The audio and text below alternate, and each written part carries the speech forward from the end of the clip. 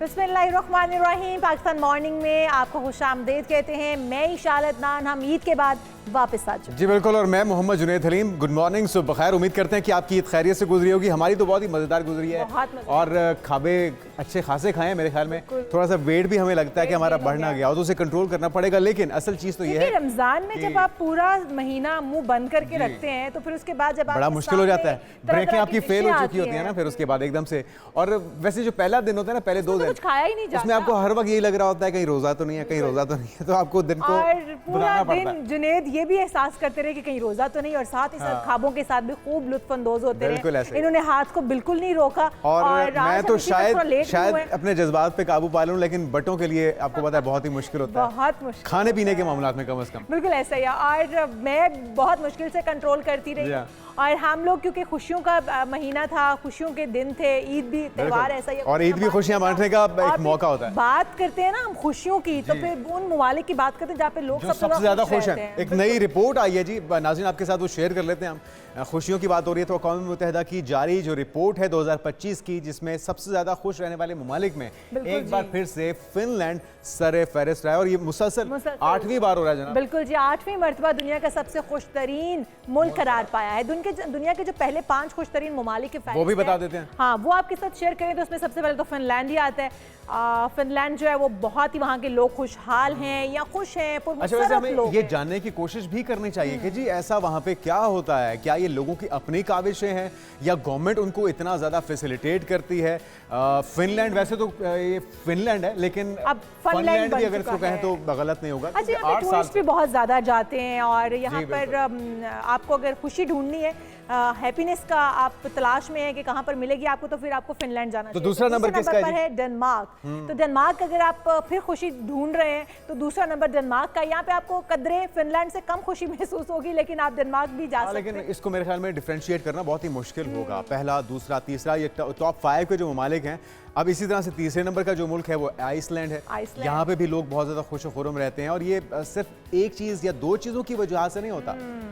Iceland, और पता है इसी नाम पे हमने यहाँ पे एक आइसलैंड बना भी दिया था, पता है आपको, जहाँ पे बर्फबारी और जहाँ पे गर्मियों में भी स्नो फॉलिंग होती है, बच्चों की एंजॉयमेंट के लिए हमने ये भी यहाँ पर बना दिया। यहाँ पर भी आइसलैंड आप देख सकते हैं। अच्छा, अगला है स्वीडन, नंबर 4th पर है, और इसमें भी आप अगर खुशी ढूंढने निकले हैं तो फिर आप स्वीडन का रुख करें, और यहाँ पर आपको लोग खुशहाल भी दिखाई देंगे और आपको जाके वहाँ पर खुशी महसूस भी होगी, कहा जाता है।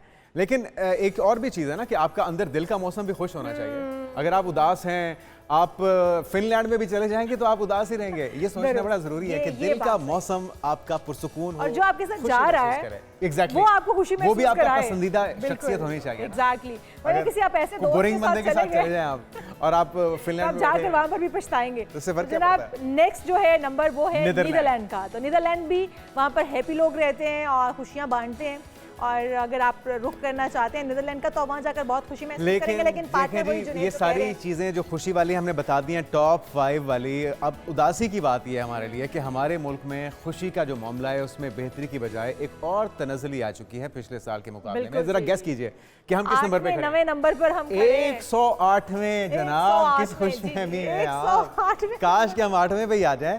पाकिस्तान गुज़श्ता साल था 108वें नंबर पर, और इस साल एक दर्जा और नीचे चला गया है। लोगों की खुशी नंबर पर और कम हो गई है। अच्छा, यहाँ पर बात पता है क्या है जुनैद, हम लोग खुश भी हों तो हम कोई ना कोई दुख ढूंढ ही लेते हैं उसमें। नहीं, खुशी के सीन के अंदर भी हम थोड़ा सा ज्यादती हो गया। आप देखिए, आप शादी कर रहे हैं, आप शादी कर रहे हैं, बेटी रुखसत हो रही है, हम उसके अंदर भी गम ढूंढ लेते हैं, रोना धोना शुरू हो चुका होता है। लेकिन बात यह है कि हमारी कुछ अपनी भी कोताहियां हैं, कुछ गवर्नमेंट ने उसके अंदर भरपूर हिस्सा डाला है, मौके फराहम किए हैं हमारी खुशी को खींचने में, छीनने में। हालांकि कुछ साल पहले तक मेरे ख्याल में इस खित्ते के अंदर, कम से कम एशिया के अंदर, हम तमाम ममालिक में सबसे ज्यादा खुश रहने वाले ममालिक में थे। इवन इंडिया से भी हमारी पोजीशन ज्यादा बेहतर थी, हम ज्यादा रिलैक्स रहते थे। लेकिन जो महंगाई बढ़ रही है, परेशानियां बढ़ रही हैं, बिजली के बिल बढ़ रहे हैं, गवर्नमेंट ने हमारी तमाम रिलैक्सेशन, खुशियां छीन ली हैं, हमारी खुशियां छीन ली हैं, तो हम दरख्वास्त ही कर सकते हैं कि गवर्नमेंट को थोड़ा ख्याल कीजिए, हमारी होश के नाखून लीजिए, हमें थोड़ा सा बेहतरी थोड़ी आए तो फिर भी तसल्ली हो जाएगी। लेकिन की भरमार है, महंगाई की भरमार है, तो ऐसे में कोई कैसे ही खुश हो सकता है। अब हम जनाब अपनी टॉप 5 स्टोरीज की जानिब आ जाते हैं। तो जनाब सबसे पहले हम बात करेंगे PSL सीजन 10 की। बिल्कुल सीजन 10 की जो इफ्तिताही तकरीब है वो होगी और मैचेस कब और कहां खेले जाएंगे, ये तमाम तफसीलात आपके साथ आज के प्रोग्राम में बिल्कुल। कितनी एक्साइटमेंट है और क्रिकेट शायकीन कितने पुरजोश हैं, कितने पुरुमीद हैं जबरदस्त मुकाबलों से, कितना नया टैलेंट निकल के आएगा, सारी बातें होंगी आज के प्रोग्राम में। फिर बात होगी अप्रैल में बारिशों के इम्कानात बहुत ही कम है और वैसे भी 2024 में भी बहुत कम बारिशें हुई हैं। क्या पानी की किल्लत का खतरा ऐसे ही मंडलाता रहेगा, ये जानने की कोशिश करेंगे। क्यों ये क्लाइमेट चेंजेस इतने ज़्यादा असरअंदाज हो रहे हैं, ये जानने की कोशिश भी की। फिर आपको बताएंगे कि कौन से सितारे गर्दिश में रहेंगे 2025 में, किन सितारों के हामिल अफराद की शादियां कामयाब होंगी और किन की नाकाम होंगी। इन तमाम पर भी डिटेल से बात करेंगे और कौन से सितारे बहुत ही खुश रहने वाले हैं, पुरसुकून रहने वाले हैं, उन सितारों के बारे में भी आपको बताएंगे। और फिर बात होगी गर्मियों में जिल्द की हिफाजत कैसे की जाए, क्योंकि जून जुलाई जो तपती धूप होती है, जब फीलिंग आती है कि सूरज सवा नेज़े पर आ गया है, तो अपनी जिल्द को कैसे महफूज बनाया जाए और इसके लिए क्या क्या इकदाम हो सकते हैं। कहीं ज़्यादा कॉस्मेटिक्स का इस्तेमाल हमारी जिल्द को महफूज बनाने के बजाय किसी और साइड इफेक्ट का शिकार तो नहीं कर देगा, तो ये जानने की कोशिश करेंगे। और फिर बात होगी, साथ ही साथ बताएंगे आपको डाइट कि प्लान, गर्मियों में वजन कम करने के लिए डाइट प्लान क्या होना चाहिए और किस तरह से आप किन डाइट्स के साथ आप अपने वेट को कंट्रोल कर सकते हैं, स्लिम और स्मार्ट और एक्टिव रह सकते हैं। ये तमाम तर बातें होंगी आज के प्रोग्राम में। तो सबसे पहले हम अपने टॉप मौसम की बात हो जाए, बदलती रुतों की। बिल्कुल जी, क्योंकि मौसम बदल रहा है और ईद जो है वो भी हमने देखा कि कंपैरेटिवली रमजान से थोड़ी सी गर्मी में गुजरी है, क्योंकि ग्रेजुअली शिद्दत और हिद्दत बढ़ रही है। तो जान लेते हैं डॉक्टर सुहेल मकबूल साहब, माहिर मौसमियाती तब्दीली, हमारे साथ मौजूद हैं। डॉक्टर साहब, आपको वेलकम कहेंगे। जो एक नेचुरल चेंज होता है अप्रैल के महीने में, जो एक तब्दीली आती है, वो तो रूटीन का हिस्सा है, लेकिन पिछले साल भी मामूल से बहुत कम बारिशें हुई, इस बार भी ये खदशात हैं। तो आपके पास क्या खबरें हैं, कितनी कमी आने जा रही है, कितनी कम बारिशें होने जा रही हैं इस बार? सब नाजरीन को ईद मुबारक। और आपने माशाल्लाह बड़ी मेहरबानी दी। और जो है अभी हम अप्रैल में हैं, तो अप्रैल जो है अप्रैल और जून का जो है ना, ये है पीरियड जिसका थोड़ा बहुत हमें फोरकास्ट है कि शायद जो है बारिशें कम होंगी और हीट बढ़ेगी, यानी कि दोनों चीज़ें जो हैं साथ साथ चलेंगी। तो ये दोनों चीज़ों के बड़े मुज़र असरात हैं जी। लेकिन डॉक्टर सुहेल साहब, हम देख रहे हैं फोरकास्ट बार बार गलत साबित हो जाती है। हमारे माहिरीन मौसमियात बताते हैं कि इस बार बारिश होगी, स्पेल दाखिल हो चुका है और मगरबी हवाएं जो हैं वो बायस बनेंगी बारिशों का, लेकिन हम फिर देखते हैं कि वो बादल ऊपर से ही गायब हो जाते हैं, उड़ जाते हैं, बारिशें नहीं हो पाती हैं अनफॉर्चुनेटली। क्या वजूहात हैं, ये फोरकास्ट भी गलत साबित हो रही है, मौसमियाती तब्दीलियाँ इतनी असरअंदाज हो रही हैं? नहीं जी, ये देखें जी, ये जो सेट पैटर्न्स थे ना मौसमी जो है प्रोजेक्शंस के, वो जो है क्लाइमेट चेंज की वजह से वो अब अपसेट हो रहे हैं सारे के सारे। आपको मैं मतलब एक एग्जांपल दूं कि इवन जो एविएशन में बड़े जो है आप फ्लाइट्स जब आप लेते हैं, तो सर्दियों का एक अलग होता है जो अपना जो प्रोजेक्शंस होती हैं उसकी, कि भाई सर्दियों में क्लाउड्स इस तरह बनेंगे, कुछ एरियाज में लोकलाइज होते हैं, गर्मियों में उनका डिफरेंट पैटर्न होता है। ये सारे पैटर्न्स डिस्टर्ब हो गए हैं ये क्लाइमेट चेंज की वजह से, इसीलिए हम इसको एराटिक बिहेवियर कहते हैं इसका वेदर का ना। और ये एराटिक बिहेवियर ही है जो कि हमें अपने आप को तैयार करना चाहिए कि मौसमी तब्दीली किसी वो क्या तैयारी हो सकती है मुमकिना तौर पे, इंडिविजुअली भी कलेक्टिवली भी हमें क्या करना होगा, ये भी हम आपसे जानेंगे। टेम्परेचर क्या रहेगा मुमकिना तौर पे अप्रैल में, कितना ज़्यादा से ज़्यादा हो सकता है और क्या रातें निस्बतन ठंडी रहेंगी, क्या है आपकी फोरकास्ट? नहीं, इसमें जो है ना जी, जो हमारी नॉर्मल थी ना जो टेम्परेचर का रेंज, अगर आप क्योंकि हम तो सिर्फ पिछले उस पे देखें, अगर पिछले दहाई पे या उससे भी पहले के, उससे टेम्परेचर जिस तरह पिछले साल बढ़ा था, अब मजीद और बढ़ेगा। तो इसका मतलब है कि दिन के टेम्परेचर्स आपके काफी वार्म हो जाएंगे। रात में आपको और कितने अंदाजन? ये जी आपकी जो अभी एवरेज चलेगी उससे कम से कम ये 1.5 से 2 डिग्री ऊपर जाएगा ये इस मर्तबा। तो तो इस डॉक्टर साहब मरतबा भी बारिशें भी कम आपकी होने जो की है नवीद सुनाई जा उससे रही है, इससे पानी की किल्लत का भी सामना हमें करना पड़ रहा है, और फिर उसके बाद जो हम फसलें देख रहे हैं उनका भी नुकसान हमें उठाना पड़ सकता है। तो कितनी कम बारिशें देख रहे हैं आप, कब तक एक्सपेक्टेड है नया कोई स्पेल आना पाकिस्तान के अंदर? देखें जी, अप्रैल से जून तक तो ये एक नॉर्मल एक वो होता है, पैटर्न होता है कि अप्रैल से जून बारिशों का जो है वो कम होती हैं और टेम्परेचर ज़्यादा होता है। तो इन दोनों चीज़ों में मतलब बारिशों में मैंने जैसे पहले कहा कि वो मज़ीद कमी आएगी और टेम्परेचर बढ़ेगा, यानी कि अप्रैल ठीक है। से जून तक। और जून से सितंबर जो है वो आपका मानसून है। तो उसमें जो है वो उसमें भी अबव नॉर्मल टेम्परेचर रहेगा और उसमें तो फिर बारिशें तो जो हैं डॉक्टर साहब आपकी हमें इस नॉर्थ तमाम मौसमियाती तब्दीलियों को देखते हुए अपनी जो हम काश्तकारी करते हैं, हमारे किसान भाई हैं, उनको भी उसी तरीके से अपने आप को थोड़ा बदलना होगा, मॉडिफाई करने की ज़रूरत है। क्या जी, समझते हैं कि बिल्कुल, अब इस बिल्कुल, मौसमियाती क्योंकि तब्दीली के साथ कौन सी फसलें कब काश्त करनी चाहिए? क्या मैसेज है उन लोगों के लिए जो काश्तकारी करते हैं, हमारे किसान भाई? जी, इसमें देखें जी, एक तो ये है कि अब वो नहीं अज़्यूम कर सकते कि इस टाइम से इस टाइम तक जो पहले रबी और खरीफ का जो सीज़न था, अब वो हम्म। सारे सीज़न्स जो हैं या पहले शुरू हो जाते हैं। उसकी वजह से आपकी जो है अब हम लफ्ज़ यूज़ करते हैं स्टंटेड, स्टंटेड उसकी फिर होती है, काश्त होती है। यानी कि आपका जो है जो जो प्रोड्यूस होता है, वो अपनी पूरी उस पे नहीं पहुँचता। वो स्टंटेड आपको मिलती है, यानी कि आपकी प्रोडक्शन लो होगी, क्वालिटी लो होगी। सो दुरुस्त। उससे आपकी मतलब है कि जो मार्केट पे भी असर पड़ेगा, आपका हम्म। प्रोडक्शन लो होने से फूड सिक्योरिटी पे फ़र्क पड़ेगा और ठीक फिर है। जब आपकी टेम्परेचर राइज़ होंगे, तो उससे हेल्थ इश्यूज़ भी बहुत ज़्यादा हो जाते हैं।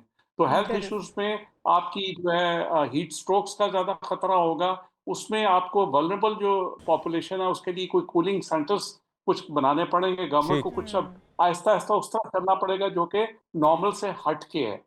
नॉर्मल में हम सब बर्दाश्त कर लेते थे, मज़दूर भी बर्दाश्त कर लेते थे और जो हम ठीक। फील्ड में इंजीनियर्स हैं, हम्म। हम भी बर्दाश्त कर लेते थे। लेकिन अब वो नहीं, अब अब वो नहीं होगा। आहिस्ता-आहिस्ता तो ये डॉक्टर साहब ये बढ़ेगा। बताइएगा कि आपके ख्याल में इकदाम क्या क्या होने चाहिए, जिस तरह से पैटर्न बदलने की बात हो रही है, किसानों को भी और आम लोगों को भी, और क्या क्या इकदाम हो सकते हैं हुकूमती सतह पे, और हम क्या कर सकते हैं इसके लिए?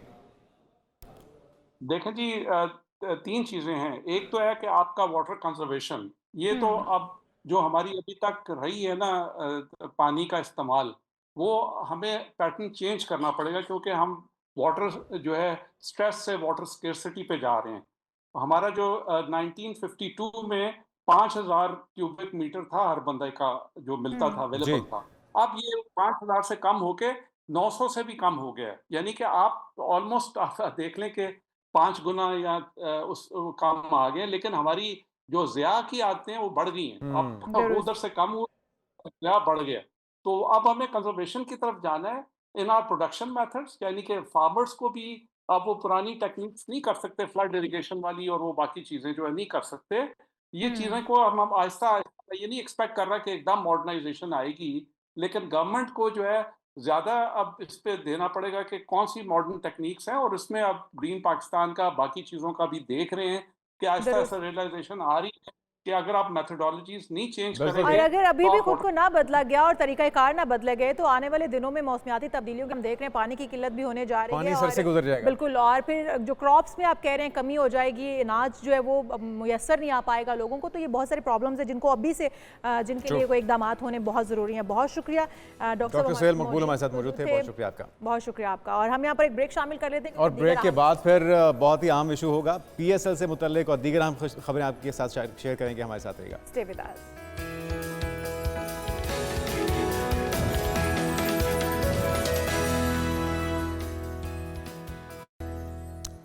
जी जनाब, तो वेलकम बैक। एक बार फिर से दिलों की धड़कनें तेज हो चुकी हैं, क्योंकि इसकी एक वजह भी है, और वजह है कि PSL 10 की इफ्तिताही तकरीब होने जा रही है पूरी आबोताब के साथ। ये आपका अपना इवेंट पाकिस्तान में फिर से होने जा रहा रही है पाकिस्तान के अंदर। फिर से बताइए कब होने जा रहा है? 11 अप्रैल को। और हम सारे क्योंकि बहुत एक्साइटेड है इसको लेकर, और जब PSL स्टार्ट होता है ना तो जिस तरह जुनेद कह रहे हैं दिलों की धड़कनें तेज हो जाती हैं, तो ये बात सच है, दिलों की धड़कनें भी तेज हो जाती हैं और अपनी अपनी टीमें भी चुन ली जाती हैं। अच्छा, जिस टीम का पलड़ा फिर भारी जा रहा होता है ना, तो हम लोग कजन्स बैठ के आपस में टीमें बदल भी और रहे खास तौर पे जिस शहर का जो शहरी होता है वो तो बहुत ही एक्साइटेड होता है ना, वो तो छोड़ते नहीं है। अच्छा, मेरा खानसामा हमेशा पेशावर ज़ल्मी के साथ होता है, मैं उसको कुटती हूँ। अब जारी बात है ना, वो पेशावर से ताल्लुक रखता है, आप उसे एक्सपेक्ट करती है कि लाहौर की हिमायत करे या कराची की करे, तो ऐसा तो हो नहीं सकता ना। तो इसलिए जितनी भी 6 टीमें हमारी, वैसे तो सारी टीमें हमारी हैं, इन सारों को सपोर्ट कीजिए, क्रिकेट को सपोर्ट कीजिए। और सबसे ज़्यादा जो एक पॉजिटिव पहलू ये होता है कि इसमें नया टैलेंट उभर के सामने आता है और फिर हमें एक नई उम्मीद पैदा हो जाती है कि जी अब हमारी टीम में बेहतरी आएगी, उसमें सुधार आएगा। लेकिन उसके लिए जो मेंटर्स हैं, मैं कहता हूं कि वो लोग जो इसमें डायरेक्टली इन्वॉल्व हैं, जो कोशिश कर रहे हैं, जो टैलेंट हंट कर रहे हैं, उन्हें खराज तहसीन पेश करना बहुत ज़रूरी है। और मैं हर बार नजम सेठी साहब का जिक्र इसलिए करता हूं कि क्रिकेट के रिवाइवल में पाकिस्तान में जो इंटरनेशनल क्रिकेट रूट गई थी, उसके अंदर उसका अहम किरदार था इंटरनेशनल क्रिकेटर्स को लाने में। और इसके साथ साथ लाहौर कलंदर को हम कैसे भूल सकते हैं, जो कि हर बार की तरह इस बार भी बहुत ही एक्साइटमेंट से भरपूर इवेंट लाने वाले हैं, नई टीम और नया टैलेंट लाने वाले हैं। और हमारे साथ हमारे मेहमान भी तो मौजूद हैं, हमारे साथ आतिफ राना साहब मौजूद हैं, CEO लाहौर कलंदर्स के। वेलकम टू शो कहेंगे। बहुत शुक्रिया आपके प्रोग्राम में आने का कि आपने टाइम निकाला, स्पेशली जबकि आपके इवेंट्स जो हैं वो जारी हो चुके हैं। और साथ ही हमारे one and only Ashraf Chaudhary साहब, आप दोनों को कहेंगे आपको भी, और आपने भी बहुत वक्त निकाला हमारे लिए। और ईद का स्पेशली चौथा दिन हो के ईद के बाद फौरन बिल्कुल टाइम निकालना मुश्किल हो जाता है। अशरफ चौधरी साहब हमारे भी हैं। हाँ, हमारे भी हैं और आपके भी हैं, हम सबके भी हैं, और हमारे नाज़रीन को मज़े मज़े की और दिलचस्प खबरें भी देते हैं। तो राना साहब, कितनी एक्साइटमेंट है, क्या खबरें हैं, कितना टैलेंट ढूंढने में मुश्किल हुई और क्या कामयाब हो पाए फिर आप? बहुत शुक्रिया जुनैद आपका।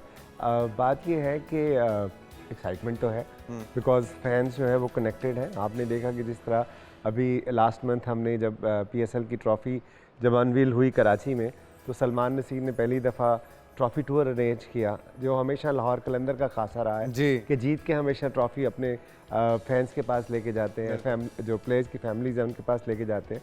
तो इस दफ़ा PCB ने ये टूर अरेंज किया और वो ट्रॉफ़ी लाहौर में आई, ओन कर रहे हैं ना बकायदा तौर पे। तो उस ट्रॉफ़ी को लेके हम अपने फैंस के पास यूनिवर्सिटी ऑफ लाहौर लेके गए, वहाँ हज़ारों की तादाद में बच्चों ने उसको इंजॉय किया। फिर हमने एक अफ्तारी SOS विलेज के बच्चों के साथ की, और इसी तरह मुख्तलिफ एक्टिविटीज़ में हमने अपना एंथम लॉन्च की तैयारी की। हमने उसके बाद अपने किट लॉन्च के लिए अपने फैंस को एंगेज किया। 2 मिलियन से ज़ायद उसके ऊपर एंगेजमेंट आई, और 200 से ज़्यादा जो है फैंस ने उसमें सबमिशंस दी। सो अब उसकी कल्मिनेशन पॉइंट और स्टार्ट ऑफ PSL जो है वो 6 तारीख को हम करने जा रहे हैं। कलंदर्स नाइट 6 को तो कलंदर नाइट है, खास है वो भी थोड़ा सा हमें बताइए। देखिए कलंदर्स आम और कुछ सरप्राइज भी है, ये भी तो पूछना है उसके अंदर क्या है। देखिए कलंदर्स नाइट में सबसे बड़ा सरप्राइज़ तो यही है कि यूथ के लिए हमें वो एक जो है वो म्यूज़िकल इवनिंग का जो है वो इंतज़ाम कर रहे हैं। हमारी किट लॉन्च है, हमारा एंथम लॉन्च है, और मीनार पाकिस्तान से ज़्यादा खूबसूरत जगह कौन सी होती है, इसमें कोई शक नहीं। और उसके साथ साथ हमारी यूथ की, चूँकि डेकेड ऑफ PSL कंप्लीट हो रहा है, तो जो हमारे फैंस हैं जो मोस्टली यूथ है, उनके लिए हमने ये नाइट अरेंज की है। वो फ्री ऑफ कॉस्ट होगी, और जितने भी बच्चे बच्चियाँ वहाँ पे आएंगे, हम लकी ड्रॉ के थ्रू उनके लिए स्कॉलरशिप का भी इंतजाम करेंगे। ठीक है, अमेजिंग, मतलब बिल्कुल बहुत कुछ है। और टैलेंट का जो मामला अभी तक आप उसको दबा गए, उसकी तरफ आते हैं बिल्कुल आते हैं। इधर चौधरी साहब से पूछें, चौधरी साहब कितने मैचेस होने जा रहे हैं, कहाँ कौन कौन होस्ट करने जा रहा है, और शायकीन कितने एक्साइटमेंट देख रहे हैं उनके अंदर आप? जुनैद, इस मरतबा जो पाकिस्तान सुपर लीग का आगाज़ है वो रावलपिंडी जा रहे हैं। अच्छा, कराची ने भी इफ्तिताही तकरीब की मेज़बानी कर ली, मुल्तान ने भी कर ली, और इस मरतबा जो है 11 अप्रैल को गालिबन है, 11 अप्रैल को पहला मैच लाहौर कलंदर्स का मैच है इस्लामाबाद यूनाइटेड से, दिफाई चैंपियन के साथ। दिफाई चैंपियन भी है, 2 मरतबा टाइटल उन्होंने जीता है, तो 2 मरतबा ही लाहौर कलंदर। मुकाबला सख्त हो गया और मुकाबला टक्कर की इस वक्त जो है ना। इस मरतबा जो ड्राफ्टिंग में भी काफ़ी अच्छी टीमें सेलेक्ट हुई हैं, और ख़ास तौर पर मैं बात करूंगा जो फॉरनर प्लेयर्स हैं वो बड़े नाम इस मरतबा आए हैं। डेविड वार्नर आए हैं, डेरिल मिचेल हैं, लाहौर कलंदर ने इनको लिया। इसी तरह केन विलियमसन है, वो कुछ सेल के लिए कराची के लिए खेलेंगे। तो बड़े नाम इस मरतबा पहली मरतबा पाकिस्तान सुपर लीग का हिस्सा बने। जबरदस्त, बहुत एक्साइटमेंट है। 6 टीमें हैं, आपको पता है। कराची किंग्स के साथ खेलेंगे जो फॉरनर प्लेयर्स आ रहे हैं पाकिस्तान। नहीं, तमाम टीम्स के साथ होंगे, तमाम टीम के साथ, तमाम टीम के साथ हैं। और इस मरतबा जो मेला सजने जा रहा है क्योंकि रावलपिंडी से ये इसका आगाज़ किया जा रहा है, फिर लाहौर में भी इसके मैचेस होंगे, और लाहौर, रावलपिंडी, मुल्तान और कराची में इसके मैचेस खेले का जोश कैसा देख रहे हैं इस बार? क्योंकि हम देखते हैं कि जो हमारी टीम जब बाहर परफॉर्म करके आती है, इवन पाकिस्तान के अंदर भी, तो दिल टूटे हुए हैं काफ़ी। चैंपियंस ट्रॉफी से लेकर अब तक जो जितने मैचेस हो रहे हैं, पाकिस्तान के जो शायकीन क्रिकेट हैं वो काफ़ी मायूस नज़र आ रहे हैं। तो आप जोश कितना देख रहे हैं, कितने पुरुमीद नज़र आ रहे हैं आपको कि स्टेडियम भर जाएंगे? इशाल, मैं तो फील्ड में होता हूँ, आपको पता है कि मेरा सारा दिन फील्ड में गुजरता है, और मैं कोशिश करता हूँ कि फैंस के साथ भी राब्ते में रहूँ। जो लोग हैं, बहुत एक्साइटमेंट है, लोग बड़ा बेचैनी से इस बात का इंतज़ार कर रहे हैं कब PSL के मैचेस का आगाज़ हो। नो डाउट कि भारत, हाँ, वो जो मनफी हथकंडे हैं वो इस्तेमाल करने में वो पीछे नहीं हटता। वो पाकिस्तान के जो ये ब्रांड है पाकिस्तान सुपर लीग का, इसको नुकसान पहुंचाने के लिए करता है। जिस तरह उन्होंने हमारे एक प्लेयर्स को और जहां से कॉन्ट्रैक्ट उसका कैंसिल करवाया, अपनी IPL में ले गए। इसी तरह केन विलियमसन, जो उनको पिक नहीं किया गया था उनके ड्राफ्ट में, अब उनको कमेंट्री पैनल में शामिल करके उनको उधर शामिल कर लिया है। ये कोशिश करता है हर बार, लेकिन पाकिस्तानी फैन जो है वो इस मरतबा फिर इस लीग बिल्कुल होगा। अच्छा जी, राना साहब, आपके ख्याल में जो टैलेंट है, क्योंकि लोग जिस तरह से मायूसी की बात हो रही है, टैलेंट की तो कमी नहीं है, इस बार किस तरह से कहाँ पे हंटिंग की है और कितने कामयाब हुए हैं, क्या नया आने जा रहा है लोगों के लिए, ताकि उनकी एक्साइटमेंट भी जायज़ हो जाए ना? देखिए, बात यह है कि मेरा ख्याल है कि पाकिस्तान में टैलेंट की कोई कमी नहीं है, और जो पाकिस्तान प्रोडक्ट क्रिएट करता है उसका पूरी दुनिया को फ़ायदा होता है। आप PSL की मिसाल ले लें, पूरी दुनिया PSL को यंग रॉ टैलेंट के नाम से जानती है, इसमें कोई चाहे वो हैरी ब्रुक हो, चाहे फिल सॉल्ट हो, चाहे टिम डेविड हो, ये हमारे प्लेयर डेवलपमेंट का हिस्सा थे, या चाहे शाहीन शाह अफरीदी हो, हारिस रऊफ़ हो, फ़खर जमान हो, शादाब खान हो। तो इसलिए इसका एक लेवल फ़र्क है। अभी चौधरी साहब ने बात की इस्लामाबाद और लाहौर की। इस्लामाबाद चौधरी साहब 3 दफ़ा जीता है, हम 2 दफ़ा जीते हैं, लेकिन हम बैक टू बैक जीते हैं, और वो पहली टीम बने जिसने रिटेन किया। तो over a period of time हमने तकरीबन 6.5 लाख बच्चों के ट्रायल किए, और हर सीज़न में एक ना एक प्लेयर जो है वो इस डेवलपमेंट प्रोग्राम के थ्रू सामने है। सो इस दफ़ा आपके सवाल को एड्रेस करते हुए कि हमने 4 ऐसे प्लेयर डाले हैं जो हमारे इमर्जिंग प्लेयर्स हैं। उनमें एक नुमान है, नईम है जो ओपनिंग बैट्समैन है। अच्छा। उसके बाद मोमिन कमर है जो लेफ्ट आर्म रिस्ट स्पिनर है। उसके बाद सलमान अली आगा हैं, और एक मोहम्मद आजिम है। सो ये 4 ऐसे हीरे हैं जिनको हम पिछले कुछ अरसे से तलाश रहे थे, अब उनको शोकेस करने का। इतने हीरे आप तराशते हैं और इतना टैलेंट आप हंट करके निकालते हैं, इसके बावजूद हमारी टीम इतनी खोखली सी क्यों नजर आती है? उनमें टैलेंट की कमी क्यों नजर आती है?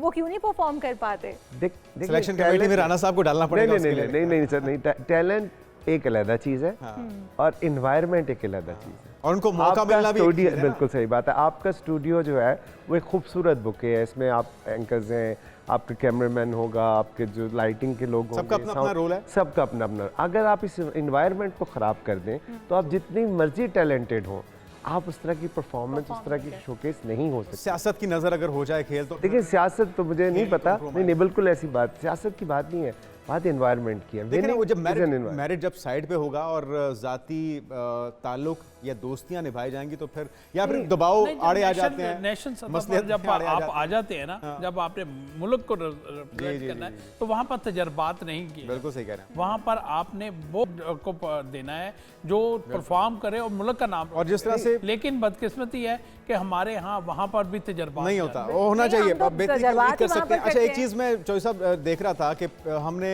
पिछले कुछ सालों में गवादर का जो स्टेडियम है वो बहुत ही खूबसूरत है, जो उसकी सराउंडिंग है, जो उसकी लोकेशन है, वो नेचुरल ब्यूटी उसको अगर कहा जाए तो गलत नहीं होगा, उसे क्यों नहीं इस्तेमाल में लाया जा रहा? क्या वजूहात हैं? क्या इस PSL में कोई उम्मीद रखी जाए, तो रखी जाए? नहीं जुनैद, अभी भी नहीं है, क्योंकि आपका वो वेन्यू बहुत अच्छा है, लेकिन वेन्यू के साथ दीगर लवाजमात भी चाहिए होते हैं। आपको वहाँ पर 5 स्टार होटल चाहिए, अगर आपने इंटरनेशनल प्लेस को वहाँ पर बुलाना है, तो वो जो ग्वादर है उससे बहुत दूर रिहाइश है, तो वो मुमकिन नहीं है ऐसी चीज़ें। आपको वहाँ पर आपकी रिहाइश, प्लेस की रिहाइश, उनकी सारी चीज़ें जो सहूलियात है वो आप जब तक नहीं फराम करेंगे, उस वक्त तक वो ग्वादर को आप इंटरनेशनल क्रिकेट का दर्जा नहीं दे सकते। 3 स्टेडियम या 4 स्टेडियम इस बार इस्तेमाल हो रहे हैं? 4 स्टेडियम इस्तेमाल हो रहे हैं। रावलपिंडी का इस्तेमाल हो रहा है, लाहौर का, मुल्तान का, और इसके अलावा नहीं, ठीक है, कराची स्टेडियम का, नेशनल स्टेडियम कराची। ये है वो, रावलपिंडी और इस्लामाबाद एक ही है ना। ठीक। तो कोशिश ये भी थी कि इस मरतबा सुपर लीग को और पेशावर में भी ले जाया जाता, कोयटा में भी ले जाया जाता, लेकिन कोयटा में और पेशावर में एक नुमाइशी मैच का एहतमाम करने के लिए बंदोबस्त किया जा रहा है, लेकिन वो अभी हतमी शक्ल नहीं उसको। अच्छा राना साहब, आप लेकिन मैं सॉरी आपकी बात जी, करता हूँ, गवादर इंशाल्लाह कलंदर्स ही आपके जाएंगे इंशाल्लाह। और वहाँ पे हम इंशाल्लाह इस साल एक जो है मैच कर ढेरों दुआएं आपके इंशाल्लाह साथ। जी। अच्छा, ट्रॉफी क्योंकि ट्रैवल कर रही है, तो ट्रॉफी का ट्रैवल ट्रिप थोड़ा सा बताइएगा कि जहाँ जहाँ पर आप ट्रॉफी को लेकर जाते हैं, तो वहाँ के शायकीन क्रिकेट का क्या इस हवाले से तासुरात होते हैं और इवेंट्स कैसे चल रहे हैं वो आपके? देखिए शाल, मैं तो आपको अपनी एक्सपीरियंस बता सकता हूँ कि जो PSL की ट्रॉफी हमने जब जीती, तो जनरली होता क्या था कि जब कोई ट्रॉफी जीत जाता था वो ज़्यादा प्राइम मिनिस्टर के पास चले जाते थे या चीफ मिनिस्टर के पास या चीफ ऑफ आर्मी स्टाफ के पास। सो हम वो वाहिद टीम बने जो ट्रॉफी जीत के हम प्लेयर्स के घरों में गए उनके वालदैन का शुक्रिया अदा करने, और मुख्तलिफ उनके चेहरे पे जो खुशी होगी वो काबिल एग्जैक्टली वो लंडी कोतल में शहीन शाह अफरीदी के घर गए जो हमारे कैप्टन हैं, और चक सवारी में जमान खान के घर गए जो हमारे इमर्जिंग के प्लेयर थे। सो ये एप्रिसिएशन है जो उनको मिलती है। ऑब्वियसली उन्होंने ट्रॉफी जीती थी, उनकी थी और फैंस की थी। जहाँ तक PSL की ट्रॉफी टूर का ताल्लुक है, तो मेरा ख्याल है वो 11 शहरों में है। जब वो लाहौर आई थी उस वक्त हमने उसको एंगेज किया था। ओके, इस वक्त आप कितने पुरुमीद हैं कि लाहौर कलंदर्स जो बाजी मार जाएगा, क्योंकि मुकाबला जो बड़ा ट्रॉफी उछक लेगा इस्लामाबाद यूनाइटेड। पहला मैच ही उन्हीं के साथ। नहीं, मेरी पैदाइशी उम्मीद से हुई थी। अगर उम्मीद ना होती तो मैं पैदा ना होता।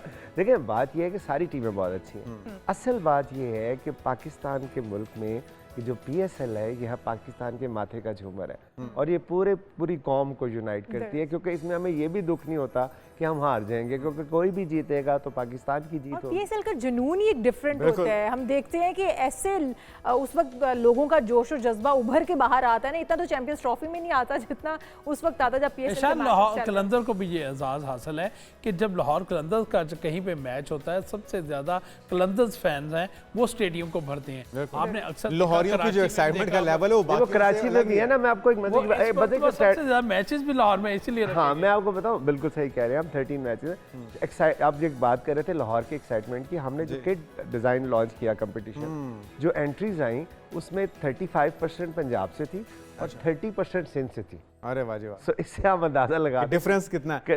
अच्छा, आप बताया कि 4 हीरे इंट्रोड्यूस करवाने जा रहे हैं आप नए, उसमें से आपको लगता है कि जितने बड़े पैमाने पे आप 6 लाख से ज्यादा बता रहे हैं कि ट्रायल्स होते हैं, ऑडिशन होते हैं, तो जस्टिफाई कर पाते हैं, इंसाफ कर पाते हैं इतने लड़कों में से फिर इनको तलाश करना और फिर इनको ग्रूम करना, और जो बाकी सारे हैं जो रॉ फॉर्म में हैं, और अगर उनको मौका दिया जाए तो बड़ा अच्छा परफॉर्म कर सकते हैं। वो एक दिन का ट्रायल काफी रहता है इंसाफ करने के लिए। सबको शाल हम मौका देते हैं। 6.5 लाख से ज्यादा बच्चों में अगर कभी कोई आपको एक भी बच्चा मिले जो कि मुझे देखा नहीं गया या मेरे साथ ज्यादती हुई है, तो उसी दिन ये बंद कर दूंगा। नहीं, मैं अच्छा मैं की बात नहीं कर रहा, मैं कह रहा हूं कि वो जो इतना टैलेंट है उसको यूटिलाइज करना कितना जरूरी है। पाकिस्तान में टैलेंट तो है, टैलेंट कहाँ पे होता है? जहाँ पे शौक होता है। ठीक है, जब शौक है तो शौक तो 25 करोड़ लोगों का है, लेकिन ऑब्वियसली वो 25 करोड़ लोग सबको मौका तो नहीं है ना। नहीं, मौका हम देते हैं सबको, बट मेहनत जो करता है वो आगे आता है। It's a very tough game, ये आसान नहीं है। अब हमने तो सबको मौका दिया, फिर शहीन शाह अफरीदी, हारिस, फखर, अब्दुल्ला शफीक, आगा सलमान, ये सारे क्यों निकल के आए? क्योंकि मेहनत इन्होंने की। तो ये बड़ी कंसिस्टेंसी आपको चाहिए होती है। और दूसरी बात ये है कि हमारा काम है कि हमें उनको प्लेटफॉर्म देना, एक ग्रास रूट लेवल पे हम उनको एक प्लेटफॉर्म देते हैं जो ऑनेस्टी पे बेस करता है। फाइनल में किसको देख रहे हैं? लाहौर के साथ यहाँ पे जरूर बात जवाब लूंगा, एक बात करूंगा, ये फरमाइए कि लाहौर कलंदर का जो प्लेयर डेवलपमेंट प्रोग्राम है वो सिर्फ पाकिस्तान में नहीं, जिम्बाब्वे में भी जाकर इन्होंने वहां पर शुरू किया। वहां पर भी उनको नए प्लेयर्स निकाल के तलाश कर, यानी कि PCB की जिम्मेदारियां बांटी भी इन्होंने काफी काम तो ये कर रहे हैं। मैंने नौजवानों की जिम्मेदारियां बांटी, दुनिया क्रिकेट की, ना सिर्फ पाकिस्तान की,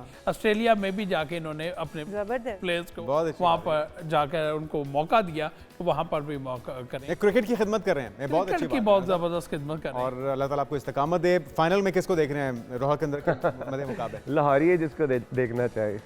नहीं, फिर भी थोड़ा एक एनालिसिस होता है ना, आपको अंदाजा होगा कि देखिए एनालिसिस से ज्यादा ये जज्बात का खेल है। सो लाहौर ये जब टूर्नामेंट लाहौर में होता है, प्लेऑफ्स लाहौर में होते हैं, तो लाहौर की टीम का मुश्किल है कि ना पहुंचना, नंबर 1। और जब वो एक दफ़ा अपने शहर में पहुंच जाती है उसको कौन निकालेगा? अच्छा, एक थोड़ी सी चीज़ कि आपकी जो एफर्ट है क्रिकेट के लिए, और ना सिर्फ पाकिस्तान में बल्कि वर्ल्ड वाइड, वो जो आप चौधरी साहब की बात कर रहे हैं, इसमें कोई दो राय नहीं है, जो स्टार्ट में मोमेंटम था टीम की परफॉर्मेंस का पीएसएल के अंदर, उसमें बतदरीज थोड़ी कमी आई, इसकी क्या वजह है? कहाँ पे मसला है? मतलब लाहौर कलंदर्स की बात, लाहौर कलंदर की ओवरऑल परफॉर्मेंस में, जिस आपने बताया कि बैक टू बैक उन्होंने जीता, टाइटल जीता, लेकिन फिर ग्रेजुअली थोड़ी सी कमी आई, उसकी क्या वजह है? देखिए हम और रिवाइवल के कितने चांसेस हैं? देखिए उसकी वजह भी यही है कि हमारे पास जब राशिद खान अपनी इंजरी की वजह से नहीं आ पाए, तो हमने बजाय इसके कि हम उनकी लाइक फॉर लाइक रिप्लेसमेंट ढूंढते, जो कि दुनिया में है ही नहीं वैसे, सच्ची बात की है, सो हमने अपने यंगस्टर्स को चांस दिया, जिसमें एहसन भट्टी थे, सलमान फयाज थे, ये जो है फरीदौन थे, जहादाद थे। अनफॉर्चुनेटली वो उस तरह परफॉर्म नहीं कर पाए। अगर वो परफॉर्म कर जाते तो आपको नया शाहीन, नया शदाब, नया हारिस, नया फ़खर मिल जाता।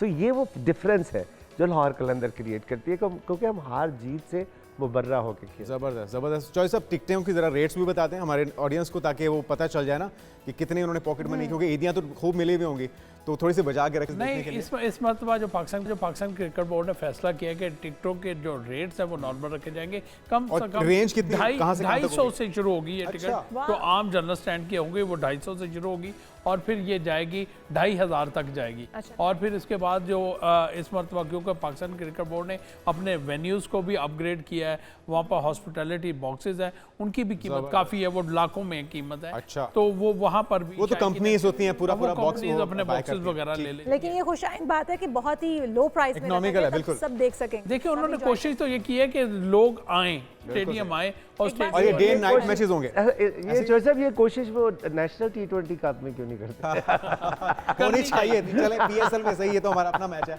हमारा अपना इवेंट है, नाइट मैचेस होंगे ऐसे। जी, डे नाइट मैचेस होंगे। Thank you so much. कुछ दिनों में डबल हेडर भी मैचेस होंगे। Very good very good. जबरदस्ती। 34 मैचेस हैं। और आतिफ राना साहब, आप दोनों को आप बहुत शुक्रिया। और आप लोगों के नाज़रीन, ये इवेंट होने जा रहा है, हमारा अपना इवेंट है पीएसएल सीजन 10, और इसके अंदर भरपूर शमूलियत इख्तियार कीजिए, एंजॉय कीजिए और क्रिकेट टू स्पोर्ट कीजिए। और जिसको आप सपोर्ट करना चाहते हैं आप कीजिए। लाहौर कलंदर्स के साथ है, पेशावर ज़ल्मी के साथ है, कराची किंग्स के साथ है, जिस भी टीम के साथ हैं आप बेसिकली पाकिस्तान के साथ है, क्योंकि ये पाकिस्तान के अंदर क्रिकेट का रिवाइवल है। तो जी हम यहाँ पर एक ब्रेक शामिल करते हैं, आप कहीं मत जाएगा, क्योंकि दीगर अहम इश्यूज़ पर अभी बात करना हमारे साथ है।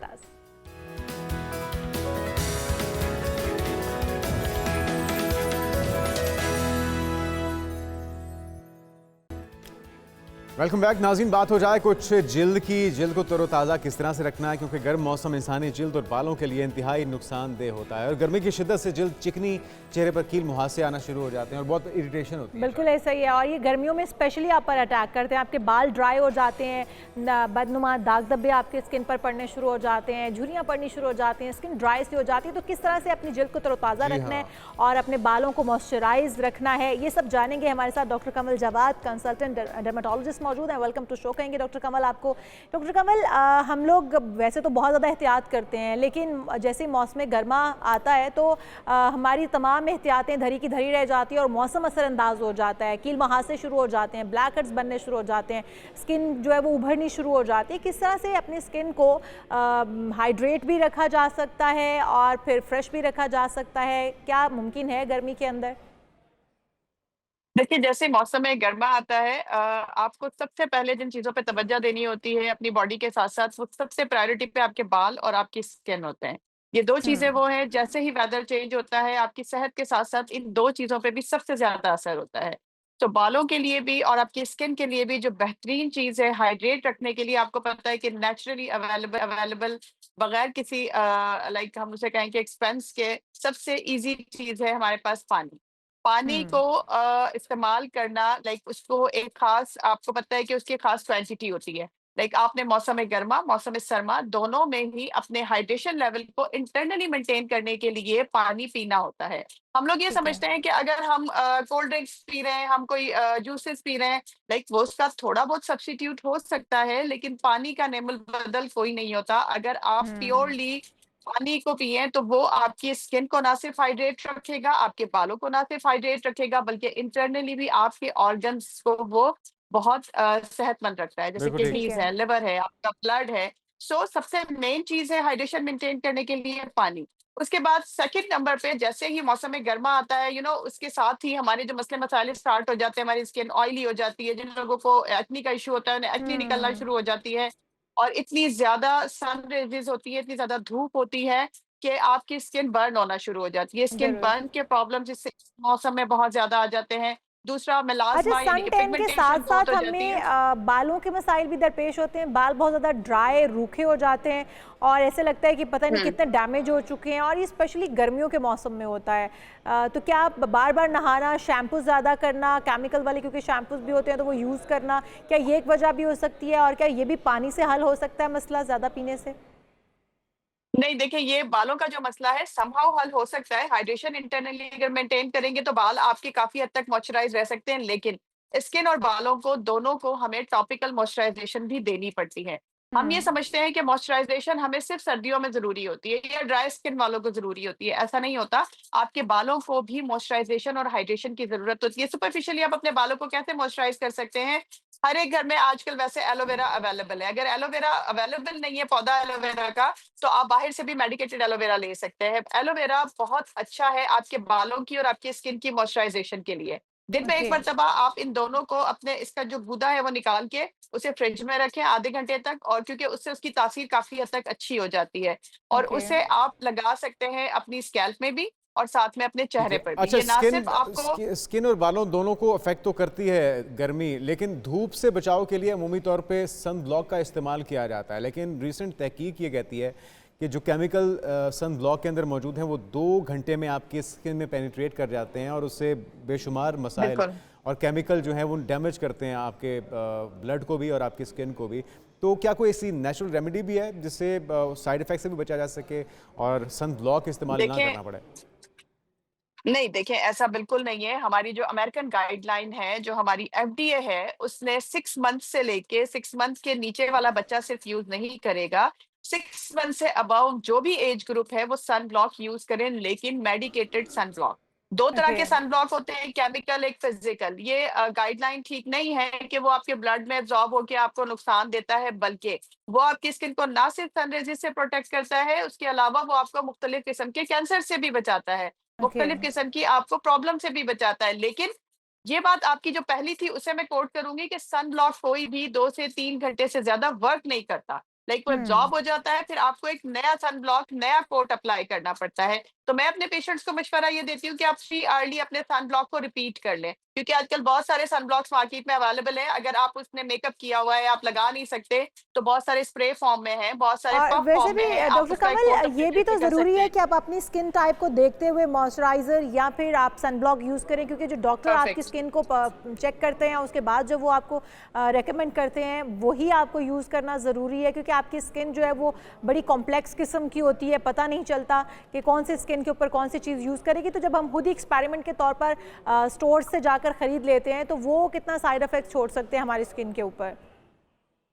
बिल्कुल ऐसे हो सकता है। देखिए ऑयली स्किन वाले ड्राई सन ब्लॉक लगा लेते हैं, ड्राई स्किन वाले ऑयली सन ब्लॉक, मतलब ये आपको कॉम्बिनेशन जो भी है वो आपका डर्मेटोलॉजिस्ट बता सकता है। ज़रूर। आपकी स्किन अगर ऑयली है तो हम कोई ऐसा सन ब्लॉक नहीं देंगे, कोई ऐसा मॉइस्चराइज़र नहीं देंगे जिसमें मज़ीद ऑयल मौजूद हो। अगर आपकी स्किन ड्राई है तो हम ऐसा सन ब्लॉक नहीं दे सकते जो आपकी स्किन को मज़ीद ड्राई करे। तो आपने सबसे पहले अपनी स्किन टाइप का पता करना है, उसके बाद सेकंडली आपने अपने डर्मेटोलॉजिस्ट को कंसल्ट करके उनसे पूछना है कि आपकी स्किन के लिए कौन-सा मॉइस्चराइज़र और कौन-सा सन ब्लॉक सूटेबल है। अगर आप अपनी मर्ज़ी करेंगे तो डेफिनिटली आपकी अच्छा, स्किन सिर्फ डैमेज हो डॉक्टर सकती कमल है, एक और फ़र्दर कोई चीज़ नहीं भी हो है, हम लोग आजकल क्योंकि सोशल मीडिया का दौर है और हम लोग कभी उसके ऊपर देख रहे होते हैं टिकटॉक के ऊपर, कभी इंस्टाग्राम के ऊपर, कभी फेसबुक के ऊपर कि डिफरेंट किस्म के सीरम्स बताए जा रहे होते हैं कि आप इस स्किन के लिए ये सीरम यूज़ करें, फ़लाँ चीज़ के लिए ये सीरम यूज़ करें, और हम लोग बिना कुछ सोचे हम वो सीरम ऑर्डर करते हैं और अपनी स्किन पर अप्लाई करना शुरू कर देते हैं। ये हमारी स्किन को कितना डैमेज करते हैं और एक्नी का बाइस बन सकता है या पोर्स ओपन करने का बाइस बन सकता है, ये भी थोड़ा सा गाइड कर दीजिएगा हमारे देखने वालों को। देखिए कितना डैमेज की बात, तो ये मेरी तरफ से तो ये 100% डैमेज की निशानी है, बिकॉज़ हर चीज़ जो आपको सूट करेगी वो मुझे सूट नहीं कर सकती। ऐसा हुँ, ज़रूरी नहीं है कि वो मुझे भी सूट करे। तो हुँ। इन्फ्लुएंसर्स के कहने पर अपने लिए चीज़ें ऑर्डर प्लीज़ मत करें। एक मर्तबा वही पैसे अपने डर्मेटोलॉजिस्ट को दिखाने के लिए लगाएँ, अपनी स्किन के लिए सुइटेबल चीज़ें रिकमेंड करवाएँ, जो अकॉर्डिंग टू वेदर चेंज होती रहती हैं। मौसम में गर्मा में कुछ और होती हैं, मौसम में सरमा में कुछ और होती हैं। तो प्लीज प्लीज प्लीज ये आप लोगों के प्रोग्राम के रेफरेंस से मैं कहना चाहूंगी कि ये आगे ही ले प्लीज। इन्फ्लुएंसर्स के कहने पर आके अपने लिए, खासतौर पे अपने चेहरे के लिए, बिकॉज चेहरा हमारे पर्सनालिटी को रिप्रेजेंट करता है, तो प्लीज आप उसके लिए इन्फ्लुएंसर्स के कहने पे चीजें बिल्कुल मत ठीक। लें। अच्छा, कील आप मुहासों से अपनी किस तरह से बचा मुताबिक जाए डॉक्टर कंवल, आपके ख्याल में जो नौजवान बच्चे बच्चियां हैं मौसम के असरात मजीद बढ़ा देते हैं उन कील मुहासों को, टीनेजर्स को खास तौर पे, उनके लिए क्या एहतियात है और क्या मशवरा है? देखिए, अगर आपकी स्किन ऑयली और आप एक्नी का शिकार हैं तो आपके लिए बहुत जरूरी है कि आप अपने फेस को प्रॉपर्ली एक ऐसे क्लिंजर से फेस वॉश करें जिसमें मेंडालिक एसिड हो या बेंजाइल पेरोक्साइड हो, नंबर 1। नंबर 2, आपने कोई भी क्लिंडामाइसिन लोशन लेके अपनी स्किन पर रात में अप्लाई करना। वो एक माइल्ड सा एंटीबायोटिक होता है जो आपके ठीक हर है। तरह के कील मुहासों पे असरअंदाज रहता है। प्लस हाइड्रेशन लेवल मेंटेन रखना है। उसके बाद आपने कोशिश करना है कि ऑयली चीजों से, जंक फूड से और कोल्ड ड्रिंक से अवॉइड करना है। अपनी डाइट मेंटेन करें। अगर आपका स्टमक ठीक रहेगा तो 100% है। इस गर्म अच्छा मौसम में भी डॉक्टर आपकी कंवल, जो जाते स्किन है जाते वो एक अच्छी और रहेगी। चीज़ भी बता जाइए, क्योंकि बाल भी हम बात कर रहे थे कि बाल भी बहुत ज़्यादा डैमेज होते हैं। बालों के लिए क्या एहतियाती तदाबीर हो सकती हैं जो हम गर्म मौसम में अपना सकते हैं? देखिए, जितना हो सके दिन में एक मर्तबा शावर लें और तब आप शैम्पू करें। कोशिश करें मेडिकेटेड शैम्पू हो, अगर मेडिकेटेड नहीं भी है तो एक मर्तबा आपने दिन में शैम्पू जरूर करना है। अपने गीले बालों को आपने ब्रश नहीं करना, अपने गीले बालों को आपने कवर नहीं करना। ये 2-3 ओके। एहतियात जरूर करें। प्लस जब भी आप धूप में निकलें तो कोशिश करें अपने सर को ढांप के निकलें। अम्ब्रेला ले लें, आप उसके ऊपर कोई दुपट्टा स्कार्फ से कवर कर लें। जितना कोशिश करेंगे वो धूप से, सन रेज़ से प्रिवेंट रहेगा, उतना आपका जो बाल है वो डैमेज से प्रिवेंट रहेगा। रोज रोज जो प्रोसेसिंग करते हैं खासतौर पे उनके लिए ये कि अपने बालों के लिए हाइड्रेटिंग और प्रोटीन सीरम्स मार्केट में अवेलेबल हैं। वीक में एक मर्तबा जरूर अपने बालों पे मास्क लगाएं, मॉइस्चराइजिंग ठीक। मास्क, और सीरम जरूर अप्लाई करें। ठीक है जी, बहुत शुक्रिया। डॉक्टर कंवल जवाद हमारे साथ मौजूद थी, कंसल्टेंट हैं, डर्माटोलॉजिस्ट। वो बता रही थी एहतियाती तदाबीर अगर वो भी आप अपनाते रहेंगे तो आप जो मसाइल हैं गर्म मौसम में आपकी जल्द और बालों को दरपेश, उनसे आप बच सकते हैं। तो इन सारी चीज़ों पे अमल कीजिए, अपना स्किन को बचाइए, अपने बालों को बचाइए, और गर्मी का मुकाबला करना है आपने थोड़ी सी एहतियात के साथ। यहाँ पर शामिल करते हैं एक ब्रेक।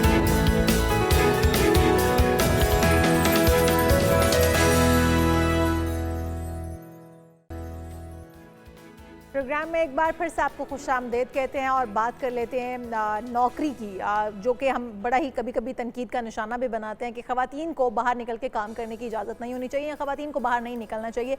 और ये भी कहा जाता है कि अगर ख़वातीन कमाई करके लाते हैं तो उसमें बरकत भी नहीं होती। जुनेद, ये बड़ा अलमिया है, ये मिथ है मेरे ख्याल में, और ख़वातीन को आपका सहारा बनाना चाहिए। दोनों एक दूसरे का सहारा होंगे तभी गाड़ी अच्छे से चलेगी, स्मूथली चलेगी। लेकिन हमारे माशरे के अंदर क्यों डिस्करेज किया जाता है, वजूहात क्या है और बेहतर क्या है? क्या ये शौक है या ज़रूरत है? क्योंकि जितना कंपटीशन हो चुका है, जितने मसाइल चैलेंजेस दरपेश हैं हमें वैसे मजमूई और इंडिविजुअली भी, तो हमें मेरे ख्याल में इसे बच्चों की अच्छी पढ़ाई के लिए या अपने घर को बेहतर तरीके से चलाने के लिए अगर ख़वातीन मर्दों के शाना बशाना काम करती हैं और उनका हाथ बटाती हैं तो इसमें कोई मज़ायका नहीं है। फिर क्यों लोग इसको तनकीद का निशाना बनाते हैं? इस पर बात करेंगे। तो हमारे साथ सना मुनीर मौजूद हैं, career counsellor. Welcome to show कहेंगे सना आपको। सना, सबसे पहले तो यही बात हम करना चाहेंगे, आपसे जानना चाहेंगे कि जॉब करना ख़वातीन का शौक है, मजबूरी है, और क्या करना दुरुस्त है या ज़रूरत है? आई थिंक मुज़ायका तो नहीं है इसमें? बिल्कुल ज़रूरत है और शौक भी। आई थिंक अगर हम पाकिस्तान की वर्क फोर्स की बात करते हैं ख़वातीन की, तो बहुत सारी ख़वातीन दोनों मतलब इनकी रीजंस हो सकती हैं।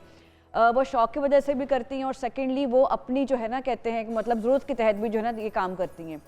तो मैं समझती हूँ कि पाकिस्तान में जो ट्रेंड है मोस्टली अब आप देख रहे हैं जिस तरह ख़वातीन जो हैं मतलब पढ़ रही हैं, वो यही कहती है कि हमने अब नौकरी करनी, बिकॉज आपने इतनी एफर्ट की, इतना साल पेरेंट्स ने आपको इतना सपोर्ट किया, आपकी पढ़ाई पे इतना कुछ इन्वेस्ट किया, इतनी लाखों की फीस दी, आप बैचलर्स करते हैं, मास्टर्स करते हैं, और उसके बाद अगर आप घर बैठ जाएं और कुछ ना करें, आई मीन दे फील कि अच्छा, ये जो घर बैठने वाला एक मामला है वो भी रुकावट दूर हो चुकी है। अब एआई का दौर है, इंटरनेट का दौर है, घर बैठे आप जी बिल्कुल, अब तो देखिए पैसा कमा सकते हैं, अब तो कोई इशू नहीं है, जॉब कर सकते हैं, कारोबार कर सकते हैं, ऑनलाइन सब कुछ आप कर सकते हैं। अब तो इतनी अपॉर्चुनिटी है कि मतलब जो ख़वातीन जो है जिनको ये फील होता है कि there is some sort of मतलब ऑब्स्टिकल है, घर वाले अलाउ नहीं कर रहे, जिम्मेदारियां हैं, जिम्मेदारियां, बच्चों को देखना होता है, तो मेरे ख्याल से उनके लिए वर्क फ्रॉम होम या जो ऑनलाइन जो होती है बिजनेस या जॉब अपॉर्चुनिटी वो तो बहुत ज़्यादा है। अच्छा सर, हम देखते हैं कि बाहर जितने भी कॉर्पोरेट सेक्टर हैं या फिर गवर्नमेंट लेवल पर हैं, हम देखते हैं कि ख़वातीन की बहुत कम तादाद है जॉब्स करने वाली और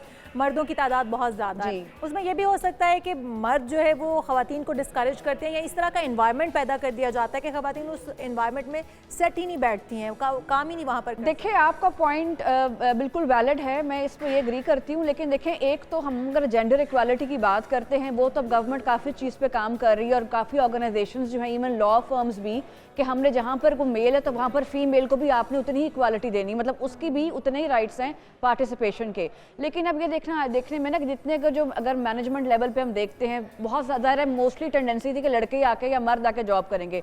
अब ट्रेंड इसलिए चेंज हो रहा है कि वो ख़वातीन अब जो है उनकी वर्क फोर्स अब आहिस्ता आहिस्ता जो है ग्रेजुअली आप देखेंगे in the next coming 10 years या 15 इयर्स अब ख़वातीन उनकी जगह पे आ जाएंगी, अब रिप्लेस कर देंगी उनको। लेकिन जो हम हाँ, चैलेंजेस बिल्कुल होते हैं, बैरियर होते हैं, लेकिन ये नहीं कि डिस्करेज किया जाता खातून को। लेकिन मैं ये समझती हूँ कि जाहिर है जब एक मेल डोमिनेंस सोसाइटी है हमारे मुल्क में तो जाहिर सी बात है ख़वातीन को ज़रा उस लिहाज से कैरी भी करना पड़ता है। डोमिनेटिंग सोसाइटी आप कह रही हैं, इसको हमें कम भी तो करना पड़ेगा, इस सोच को बदलना भी तो पड़ेगा। वो अगर हम माएँ हैं तो हमें अपने बच्चों से शुरुआत करनी होगी, हमें अपने भाइयों से, अपने बेटों से शुरुआत करनी होगी ताकि हम सोसाइटी को ख़वातीन के लिए भी सूटेबल बना। हमें रेस लगाने की क्या ज़रूरत है, मर्दों को औरतों के मद्दे मुकाबले ला के खड़ा करने की क्या ज़रूरत है? अल्लाह ताला ने दोनों को उनकी अपने अपने हुदूद, अपनी अपनी जिम्मेदारियों के साथ यहाँ पे उतारा है, तो बेहतर नहीं होगा कि हर जो मर्द है और जो हर औरत है वो अपनी रिस्पॉन्सिबिलिटीज़ अदा करे, ना कि इस दौड़ में लग जाए कि जी दफातर में औरतें ज़्यादा हों या मर्द ज़्यादा हों और घर के अंदर मर्द जो है वो बच्चों को देखभाल करे या औरतें जो हैं वो दफातर में जाएं। तो हर बंदे की अपनी डोमेन नहीं होनी चाहिए जिसमें वो खेलें, प्ले करें। बिल्कुल आप सही कह रहे हैं। मैं ये समझती हूँ कि देखिए हमारे देयर इज़ नॉट कोई ऐसा कोई ये नहीं कि रैट रेस चल रही। देखें अभी जैसे आपको पहले क्वेश्चन था कि मतलब क्यों ख़वातीन जॉब ज़रूरत है या उनका कोई हॉबी है। पहले मैं बात करूंगी कि दो फैक्टर्स हैं हमारे। देखें ख़वातीन को ज़रूरत के जो तहत करती हैं वो इसलिए करती हैं कि because they want to support their families, और नंबर 2 ये हो सकता है कि they want to become financially independent, कि हम लोग खुद जो है किसी भी बोझ ना बने अपने बहन भाइयों पे, पेरेंट्स के ऊपर। एक तो ये नीड बेसिस के ऊपर आप जॉब करते हैं और I think this is valid, this is legit.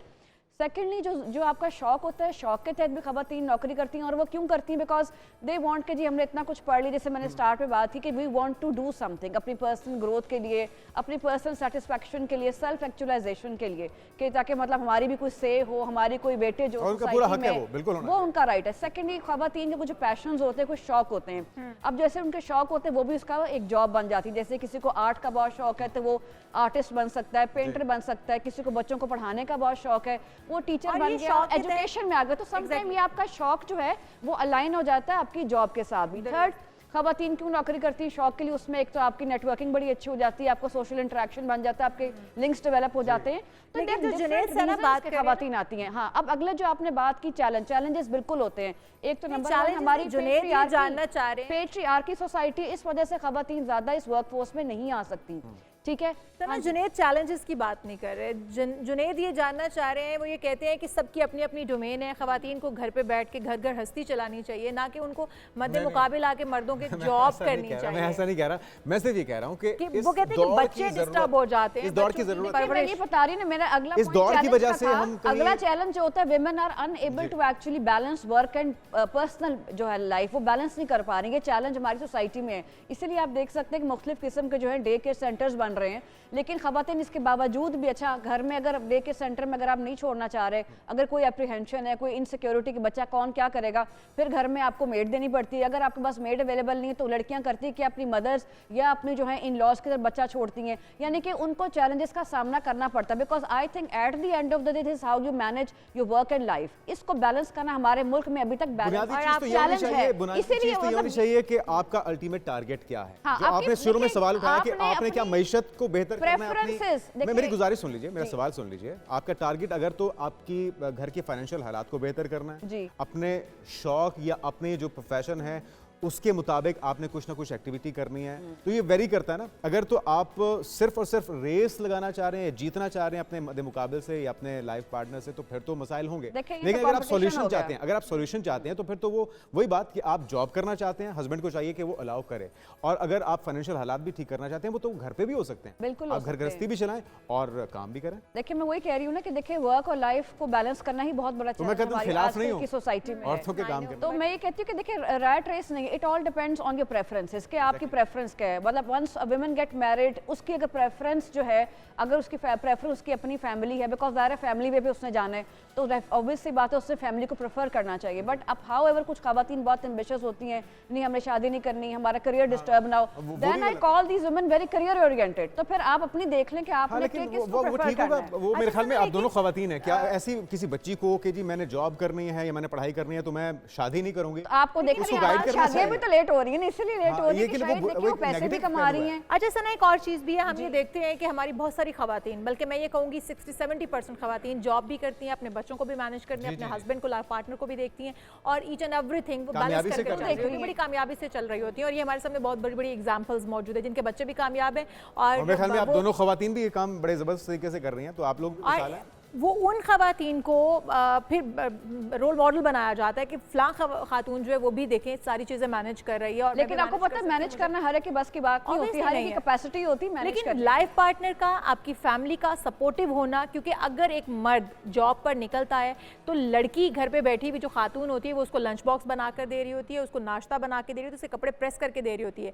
खातून ने ये सब कुछ भी खुद अपने लिए मैनेज करना है। तो यहाँ पर ऐसी ही खवातीन तैयार करना ही तो जरूरी है, सपोर्टिव एलिमेंट जो फैमिली की तरफ से। लाइफ पार्टनर मैंने यही पहले बात की ना कि सपोर्ट सिस्टम देखें, खवातीन जब जाती हैं जॉब पे, या तो घर में अपनी मदर इन लॉ या मदर की तरफ या कोई घर में कोई सपोर्ट सिस्टम होता है तो बच्चे छोड़ती हैं। तो डेफिनेटली अगर आपके लेट सपोज अगर हस्बैंड या फैमिली सपोर्ट नहीं कर रही, इससे आप जॉब पे नहीं जा सकते। मैं यही कह रही हूँ कि फिर आपको चीजें मैनेज करनी पड़ती हैं। अगर सना किचन में दोनों मिलकर काम कर लें, इसमें भी कोई कबाहत तो नहीं है कि दोनों मिलकर एक दूसरे का हाथ बटाकर अगर वो किचन में काम कर रहे हैं, घर घर हस्ती भी चला रहे हैं, एक दूसरे की सपोर्ट बने, एक दूसरे की स्ट्रेंथ बने। और हमारे पेरेंट्स भी, आप जो बात करें कि ये इतना आसान नहीं है सबके लिए, लेकिन ऐसी ख्वातीन तैयार करना ही तो चैलेंज है, ऐसी बच्चियां ही तो तैयार करनी है, आयरन लेडीज जो सर्वाइव करें। लेकिन फिर देखिए ना, ऐसे आयरन लेडीज को हम कहते हैं, लेकिन obviously it's not that easy. और उसके लिए फिर आपको डेफिनेटली एक सपोर्ट सिस्टम चाहिए। जो खवातीन जिनकी लेट नाइट ड्यूटीज होती हैं हॉस्पिटल्स में देखें, जो डॉक्टर्स जॉब कर रही हैं वो भी बच्चे कहीं ना कहीं छोड़ के जाती हैं। देखें दो चीज़ें होती हैं, जब आप शौक के लिए करेंगे फिर आपका शौक हॉल्ट कर सकते हैं आप कि जी हमारी फैमिली है, लेकिन जब आपने लॉन्ग टर्म सोचना है, लॉन्ग टर्म में देखिए आपकी लाइफ में अप्स एंड डाउन्स भी आएंगे, चैलेंजेस भी आएंगे, उसके लिए आपने अपने आप को तैयार रखना है। क्योंकि हम एग्जांपल्स देते हैं उन नेशंस की, उन कंट्रीज की जो कि तरक्की याफ्ता ममालिक में कंसीडर होते हैं।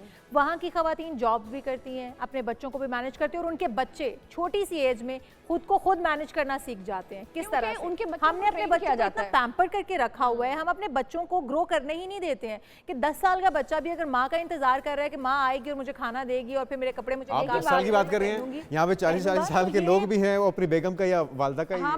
क्यों हमें हर बंदे को खुद इंडिपेंडेंट होना जरूरी है, हर बंदे को, मर्द को भी। इवन मर्द कहते हैं कि वो इंडिपेंडेंट है, वो सिर्फ मुआशी तौर पर इंडिपेंडेंट हो सकता है, वो ज़हनी तौर पर देखें अगर हम कहीं ना कहीं तो कमी कर रहे हैं ना, घर के काम होते हैं ना। I think it's basic necessity, ये सबको आने चाहिए। घर के बेसिक काम, नाश्ता बना लेना, चाय बना, दीज आर बेसिक रिक्वायरमेंट। तो ये कोई इतनी बहुत बड़ी चीज़ नहीं है। अगर हमने बाहर की वेस्ट की एग्जांपल देते, वहाँ पे लोग इसलिए खुद अकेले काम करते बिकॉज वहाँ पर आपका सपोर्ट सिस्टम नहीं है। वहाँ पे नौकरानियाँ या मेड्स घर पे नहीं काम करने के लिए आती, उनके घर ऐसे बने होते हैं। देखिए उनके पास डिश वॉशर पड़ा होता है, अगर बर्तन ज़्यादा हो डिश वॉशर पे लगा दिए। लॉन्ड्री के लिए आपके पास मशीन्स ऑटोमेटिकली अवेलेबल है, ये नहीं कि आपने खुद हाथ से कपड़े धोने। वो लाइफस्टाइल ऐसा है, इस वजह से लोग अपने आप को एडजस्ट अडेप्ट कर लेते हैं। अब आप देखें ना, बहुत सारे पाकिस्तानी जो अमेरिका जाते हैं, यूरोप में जाते हैं, वो ऑटोमेटिकली अडेप्ट कर लेते हैं, वो हेल्थी और एक्टिव भी रहते हैं और एक्टिव भी रहते हैं। लेकिन अब वही बात है कि हम अपनी प्रिविलेज सोच जो हमारी है, जी हमारे पास नौकर होने चाहिए, एक हमारे पास जो स्टेटस सिंबल है पाकिस्तान में, जी नौकर नहीं तो लोग हमारी इज्जत नहीं करेंगे। देखिए हमारे बहुत सारे इश्यूज हैं बीइंग पाकिस्तानी। हम ये नहीं कहते कि अगर हम कहना जो I don't need any made, मैं सारे काम खुद कर लूँ, मेरे घर वाला भी काम सारे खुद कर ले, हमारे लिए बहुत डिफिकल्ट है।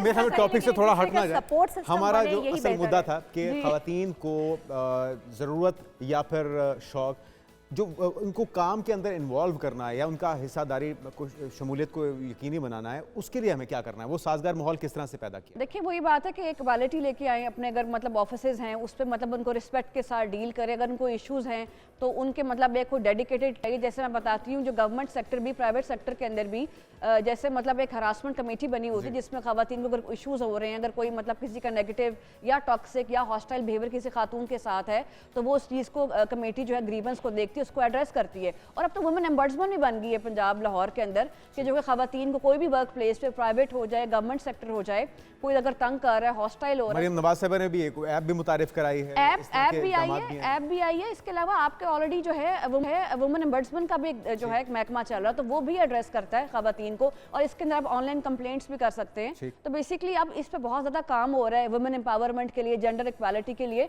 तो मेरे ख्याल से अब खवातीन जो है मतलब जो डर था कि जी अच्छा अक्सर कोई अगर कोई हॉस्टाइल होता था वर्क प्लेस पे तो कहते जी तुम बताओ ना, बदनामी हो जाएगी, लेकिन अब खवातीन आई बिलीव के they are very much confident. अब तो मतलब मैं समझती हूँ कि अब वो काफ़ी अपने लिए they are able to raise their voice. ये बहुत ही अच्छे इकदाम हैं और इस तरह के इकदाम होने भी चाहिए। और हम जहाँ पर बात करते हैं ना, जो बात मैं बार बार कहती हूँ, मैं कहती हूँ कि हमें सिविलाइज्ड कौमों के अंदर अपने आप को खड़ा करने के लिए या उसमें एटलीस्ट हमें करीब करीब भी पहुँचने के लिए अपने बच्चों को अभी से ट्रेन करने की बिल्कुल हमें ट्रेन करना है, सेल्फ सफिशिएंट बनाने की ज़रूरत है कि आप लोग किसी से कम नहीं, आप खुद बहुत कुछ अपने लिए कर सकते हैं। जब आप अपने बच्चों को ट्रेन करेंगे ना तो कल को जाके वो अपनी बीवियों के साथ उसी तरह से मुकाबला करने की बजाय उनके साथ कदम से कदम मिलाकर आपको पता है जेंडर इक्वालिटी पाकिस्तान में यूएन की रिपोर्ट थी जिसमें जेंडर इक्वालिटी पाकिस्तान में आने के लिए कम से कम 150 इयर्स चाहिए, तब जाके 150 साल बाद लेकिन वो भी उस सूरत में जब सफर बढ़ेगा, मतलब सफर शुरू नहीं, सफर शुरू तो हमारा हो चुका है, ऐसी बात नहीं है। लीगल जो है मतलब ऑर्गेनाइजेशंस हैं, लॉ के अंदर भी कह रहे हैं खवातीन में, मतलब दफ्तरों के अंदर भी कि अगर मेल्स हैं तो कम से कम आपने मिनिमम 1 to 2 खवातीन की वहाँ पर रिप्रेजेंटेशन होनी चाहिए। तो चीज़ें स्टार्ट होगी, बट आगे इंडिविजुअली अभी भी हम बहुत वीक हैं, अभी भी हम उस तरह से अपनी सोच पर अपने आप में सुधार पैदा करने के लिए वो चीज़ें नहीं कर पा रहे हैं। हमारे घरों के अंदर अभी भी वही कल्चर है जिसको हम बात कि हमारे बच्चे हमने पैम्पर्ड करके रखे हुए हैं, हमने अपने बच्चों को कुछ करने नहीं देना, हमने अपने बच्चों को खुल के जीने नहीं देना, हमने तो शादी के बाद या बुढ़ापे में भी हमने माँ बाप से पूछ कर ही चलना है। तो ये जो कल्चर है ना, ये बहुत खूबसूरत है, लेकिन कहीं ना कहीं अब हम मार खा रहे हैं। इसकी वजह से हमें अपने बच्चों को थोड़ी सी आज़ादी देनी पड़ेगी, उन्हें इंडिपेंडेंट बनाना पड़ेगा, अपनी छोटी छोटी ज़रूरतों के फैसला साजी की कुव्वत पैदा करनी होगी, उन्हें खुद मुख्तार बनाना होगा। बहुत शुक्रिया सना मुनीर साहब हमारे साथ मौजूद थी, और उम्मीद करते हैं कि आप इससे जो मकसद है इस डिबेट का वो ये कि अपनी ख्वातीन को स्ट्रेंथन कीजिए, उन पे एतमाद कीजिए, और यकीनी तौर पे जो ज़िंदगी की गाड़ी है उसके अंदर दोनों पहिए अगर एक साथ चलेंगे तो ही तभी ज़िंदगी चल पाएगी। हम यहाँ पर एक ब्रेक शामिल करते हैं, क्योंकि जब ब्रेक से वापस आएंगे तो आपको बताएंगे मौसम गर्मा का आगाज़ है और माहिर ग़िज़ाइयत हमारे साथ मौजूद होंगे। आपको कौन सी ऐसी ग़िज़ाएँ खानी है कि आप मोटे भी ना हो, स्लिम स्मार्ट और बिल्कुल फिट रह सकें। लेकिन ब्रेक के बाद स्टे विद अस।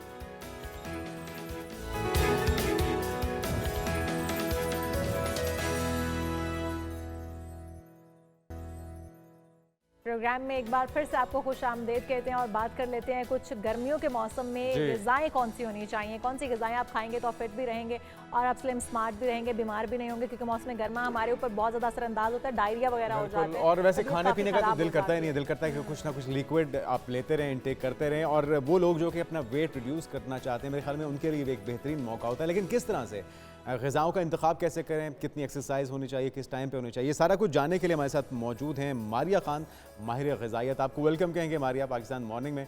क्या मशवरा है आपका, क्या वाकई में वेट रिड्यूस करने के लिए बेहतरीन मौका है, और फिर गर्मी में हमारी चॉइसेस क्या होनी चाहिए, क्या खाएं क्या ना? क्या मुर्ग मुसल्लम खाए जा सकते हैं, स्पाइसेस खाए जा सकते हैं, क्या मशवरा देंगी आप? मौसम गर्मा है, सबसे पहले जिस तरह आपने बोला कि हमें कुछ लाइट खाने का दिल कर रहा होता है। सो बात सारी है कि मौसम गर्मा है, सबसे पहला आपने जो ख्याल रखना है वो है अपने पानी के इंटेक का।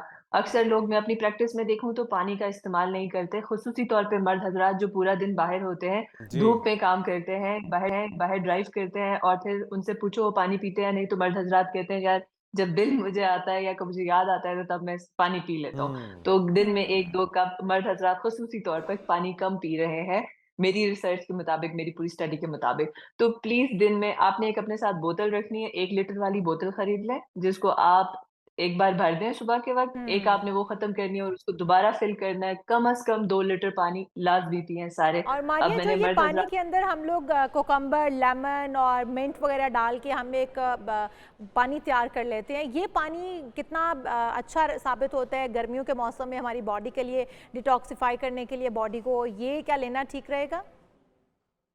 बहुत से लोग इस चीज को प्रोजेक्ट कर रहे हैं डिटॉक्स पानी के नाम पर कि ये पानी शायद आपको डिटॉक्स करेगा। खैर, एक खीरा की 2-3 तुरियां डालकर और थोड़ा सा उसमें नींबू डालकर वो आपको क्या डिटॉक्स करेगा? आपको असल में जो डिटॉक्स करेगा वो आपकी असल में जो हेल्दी गज़ा है, जब आप उसका इस्तेमाल करेंगे अच्छा जी। रोज़मर्रा ज़िंदगी में तो वो आपको डिटॉक्स और वो करेगा। हेल्दी ग़िज़ा में जितना क्या-क्या आ ज़्यादा जाता है? आप थोड़ा-सा इलैबोरेट कीजिएगा इसको मारिया। हेल्दी ग़िज़ा में सबसे पहले हम पाकिस्तान में हम तो बड़े एक खुशकिस्मत खित्ते में हैं कि हमारे ऊपर चारों मौसम इसमें आते कोई हैं और शक नहीं। चारों जी। मौसमों के अंदर हमारे ऊपर फल-फूल की वैरायटी आती है, फल की, सब्जियों की, सारों दुरुस्त। की वैरायटी है। अब उस सारी वैराइटीज़ का इस्तेमाल करना बहुत ज़रूरी है। जो भी हुँ। सीज़नल फ्रूट है और सीज़नल वेजिटेबल है, वो हमारा सीज़नल मल्टी विटामिन है। ये अब कायनात का अच्छा, पूरा ये बात तरीका भी है। ठीक है हम मारिया कि बड़ी जो नई सब्ज़ी होती है किसी भी सीज़न की, कहते हैं कि वो खानी चाहिए, उसकी अफ़ादियत उतनी ज़्यादा है और वो जिस वक़्त ख़त्म होने लगती है या जाने लगती है, तो उसको थोड़ा पहले ही आप छोड़ दें इस्तेमाल करना। उसको ये भी एक बहुत सी जगहों पे ना बहुत से मिथ्स आ जाते हैं। जब तक अल्लाह ने ऊपर वाले ने कोई अगर वो केमिकल तरीके से प्रिजर्व्ड है कोई भी चीज़, जी। तो वो खतरनाक हो सकती है। मगर अब हमारे पास यही है, देखें अल्लाह के बनाए हुए जो थोड़े बहुत फल और सब्जियाँ रह गए हैं, उसको आप जब तक वो अवेलेबल है, उसको आप उसका इस्तेमाल करें। ठीक। और अल्लाह उसको रिप्लेस कर देता है कोई नए 4-5 फल और सब्जियों से, और वो बिल्कुल। आप अच्छा, जितनी ज़्यादा अपनी हमारी ग़िज़ा एक में और ऐड चीज़ भी, करेंगे, हम फल जितना और आप सब्जियां ले तो लेते हैं, मौसमी जो होती हैं हम वो खाना शुरू कर देते हैं, लेकिन हम उनको इतना ज़्यादा पका देते हैं भून भून के मसालों के अंदर, और जिस तरह से आपको पता है हमारे पाकिस्तानी पकवान पकते हैं, क्या समझते हैं उसकी बिल्कुल, ग़िज़ाइयत बाकी रह जाती है और जो हम उससे हासिल करना चाह रहे हैं वो हमें मिल भी पाती है, वो हम वाइटामिन या वो प्रोटीन्स या वॉट एवर जो उनके अंदर एग्ज़ैक्टली मौजूद होता है? हम उनकी सारी ग़ज़ाइयत को किल कर देते हैं। जो हमारा नॉर्मल तरीक़ाकार है कुकिंग है, उसमें एक मिस्टेक हम ये कर लेते हैं। आप सब्ज़ी बनाएँ, आप रोटी बनाएँ, आप दाल बनाएँ, सब कुछ बनाएँ, बेहतरीन है। मगर जब भी आप खाना बनाएँ, आप कोशिश करें कि वो सिर्फ़ 1 चम्मच तेल में हो। 1 चम्मच तेल ठीक। कौन-सा वाला? ऑलिव ऑयल, कोकोनट ऑयल, देसी घी या फिर सरसों का तेल, और मगर वो 1 चम्मच से ज़्यादा ना हो। अब ये मैंने 4 तेल आपको बताए जो हेल्दी तेल हैं, मगर इसकी भी ठीक। ज़्यादती नहीं करनी। इतना सा डब्बा आपने लेना है और ये कोई 2-3 महीने ना आपका चलता रहे ये डब्बा, इसके ऊपर कहत लाना है आपने। ठीक। अब ये आपने डिपेंड भी कहत करता है ना अपने कि ऊपर नहीं लाना, आपने सिर्फ़ खाना ये एक तेल में बंदे और ने या पूरी चीनी। फैमिली ने, तो वो भी ज़रा मसला हो जाएगा। अच्छा खैर आप 4 से न 5 4 से 5 लोगों का खाना आप इतने ऑयल में बनाएँ ना, ठीक है। सीरियसली। आप 2-3 हफ्ते बाद, शुरू में आपको थोड़ी-सी दिक्कत होगी, आप 2-3 हफ्ते बाद आप देखेंगे, मैं हमारी कम्युनिटी के साथ हुँ। फ्रीक्वेंट चेक-इन्स होते रहते हैं। आज मैं आपके साथ सबसे बात करके बैठी हुई हूँ अपनी तो कम्युनिटी में, और बिल्कुल ठीक। 2-3 हफ्ते बाद ना आपका जिस्म अनहेल्दी चीज़ों को रिजेक्ट करके ब करने ये लग जाएगा। बिल्कुल ये वक़्त के साथ-साथ चेंजिंग आएगी आपकी बॉडी में। अच्छा, थोड़ा-सा अगर आप प्लान 1 दिन का बता दें हमारे नाज़रीन को कि आपने ये नाश्ते में, ये दोपहर में और ये शाम में खाना है, तो ज़रा उनके लिए और भी आसानी हो जाएगी। ज़बरदस्त, ठीक है।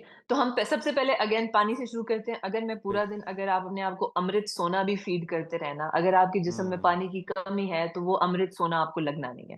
तो सबसे पहले पानी आपने 2 लीटर पानी का इस्तेमाल लाज़मी करना है, निहार सुबह मुँह? से लेके रात तक एक बॉटल रख लें। अच्छा ठीक है। निहार निहार मुँह तो इकट्ठा तो इतना तो नहीं पी सकते, मगर पूरा हाँ। दिन आप कोशिश करें। अब वो पानी की उसके अंदर ये करें कि कोशिश करें कि खाने के फ़ौरन बाद पानी ना पिएँ। अक्सर वो खाने के बाद आप पी रहे हैं, जो आपके खाने के इंटरवल्स हैं, उनके दरमियान में आपने पीना है। अगर आप दिन में 3 से 4 मील्स अगर ले रहे हैं, तो उनके दरमियान में आप ज़्यादा से ज़्यादा पानी का ठीक इस्तेमाल है। करें, और जितना मौसम आगे तेज़ और होता रहेगा, नाश्ता आपने कितने 1 बजे लीटर तक और कर बढ़ा लेना देना है। चाहिए मारिया, आप क्या कहती हैं कि नाश्ता, पानी तो हमने 2 लीटर पी लिया पूरे दिन में थोड़ा थोड़ा करके, लेकिन हमने नाश्ता कब से स्टार्ट करना है, फिर लंच टाइमिंग क्या होनी चाहिए और इसमें क्या क्या खाना चाहिए, और फिर डिनर कितने बजे कर लेना चाहिए, और बेहतरीन ग़िज़ाएँ डिनर के लिए कौन सी हो सकती हैं?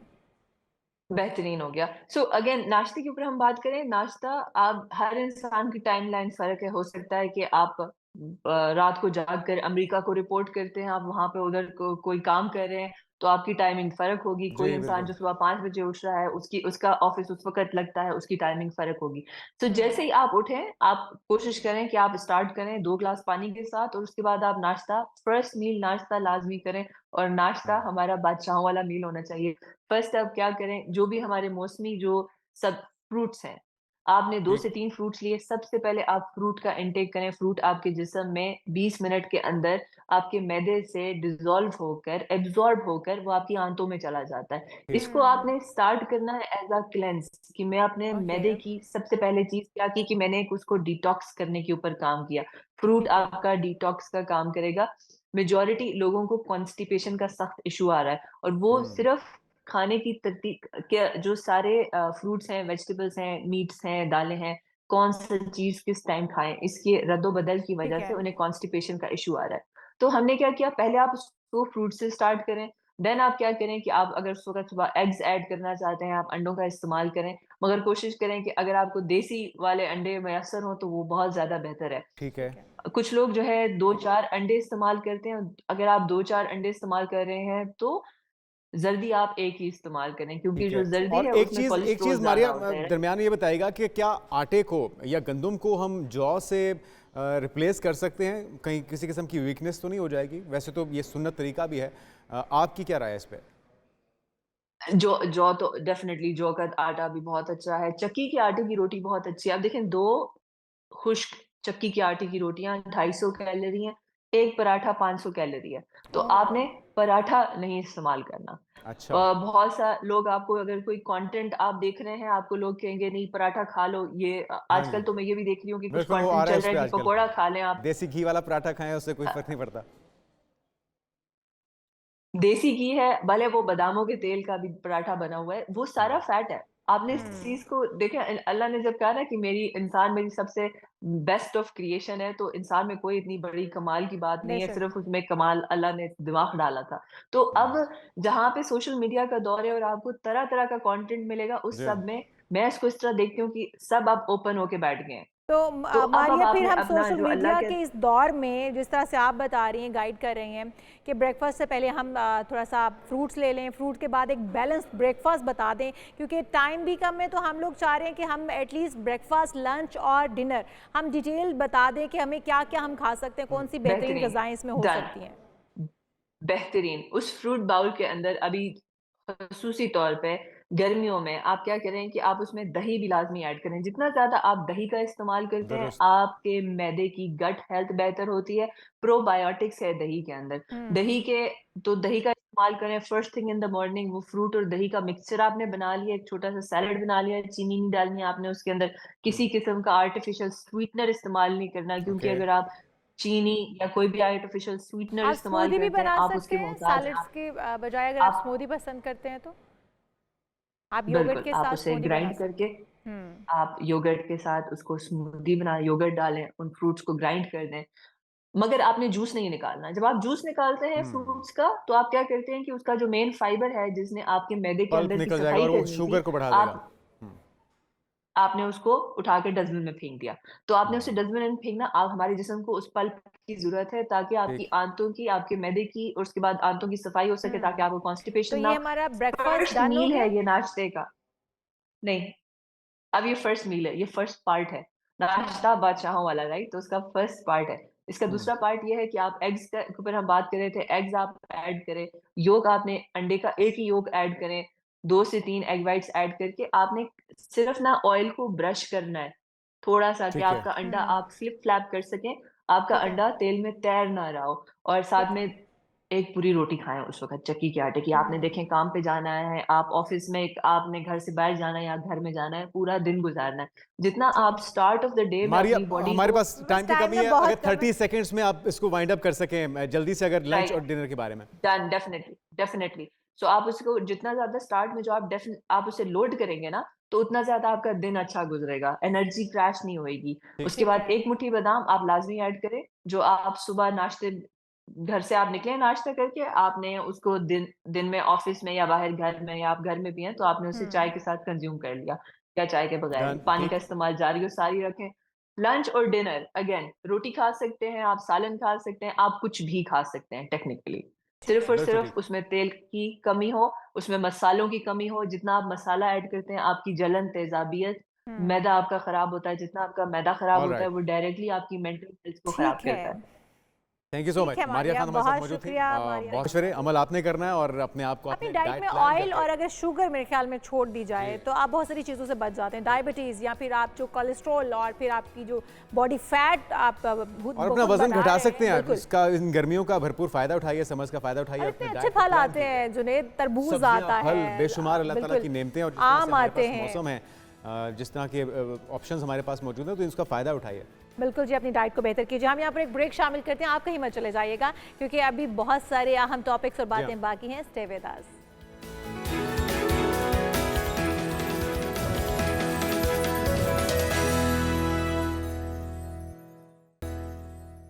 प्रोग्राम में एक बार फिर से आपको खुशामदीद कहते हैं नाजरीन, और ये जानने की तमन्ना मुझे लगता है कि सभी लोगों के दिल में मौजूद होती है जुनेद कि हमारे सितारे क्या कहते हैं, मुस्तकबिल में क्या होने जा रहा है। और ये मुस्तकबिल का जो तजस्सुस है, ये सस्पेंस जो है, ये वैसे तो होना चाहिए, इसी में मज़ा है, लेकिन इंसान ये जानना चाहता है कि उसके लिए क्या ठीक है, क्या वो डिसीजन जो लेने जा रहा है वो कहीं सही है, चाहे वो सेहत से रिलेटेड है, तालीम है, कारोबार है, सनतकारी है, नौकरी है, या फिर शादी है, मोहब्बत के जो मामलात हैं बड़े नाजुक हसास मामलात होते हैं। तो उसकी रहनुमाई के लिए हर बार की तरह दाऊद भाई हमारे साथ मौजूद हैं। दाऊद भाई वेलकम कहते हैं। 2025 में हम आपको आगाज़ में बार बार ये पूछने की कोशिश कर रहे हैं कि ताकि हमारे देखने वाले थोड़ी सी उनकी तसल्ली हो जाए कि डिसीजन लेना क्या है, और जो वो ले चुके हैं क्या वो सही फैसला भी है। और तो जरा कौन कौन से ऐसे सितारे हैं 2025 के अंदर जो गर्दिश में रहने वाले हैं और जिनको सुकून मुयस्सर, थोड़ी ज़्यादा मेहनत करनी पड़ेगी उनको, वो जरा बता दें। आपका शुक्रिया। जैसा कि आने वाले दिनों में सूरज ग्रहण भी गुजरा और इसका असर जो है स्टार्स के ऊपर पड़ा जी, लेकिन मैं यहाँ पे मुख्तलिफ स्टार्स की एनर्जी की बात करूँगा कि 2025 में क्या एनर्जी रहेगी तमाम स्टार्स के हवाले से। जैसे कि मैं एरीज की अगर बात करूँ तो एरीज वाले 2025 में कहीं ना कहीं मुश्किलात का शिकार नज़र आते हैं। ठीक है। लेकिन जिन लोगों के शादी के इश्यूज़ हैं, जिस तरह आपने बात की मोहब्बत की शादी, प्यार की शादी, तो लड़कियों और लड़कों के लिए शादी की अच्छी एनर्जी है। लेकिन एरीज वालों के लिए शादी करने के लिए सही मौका। लेकिन दुनियावी मामलात भी इनके स्ट्रॉन्ग होंगे।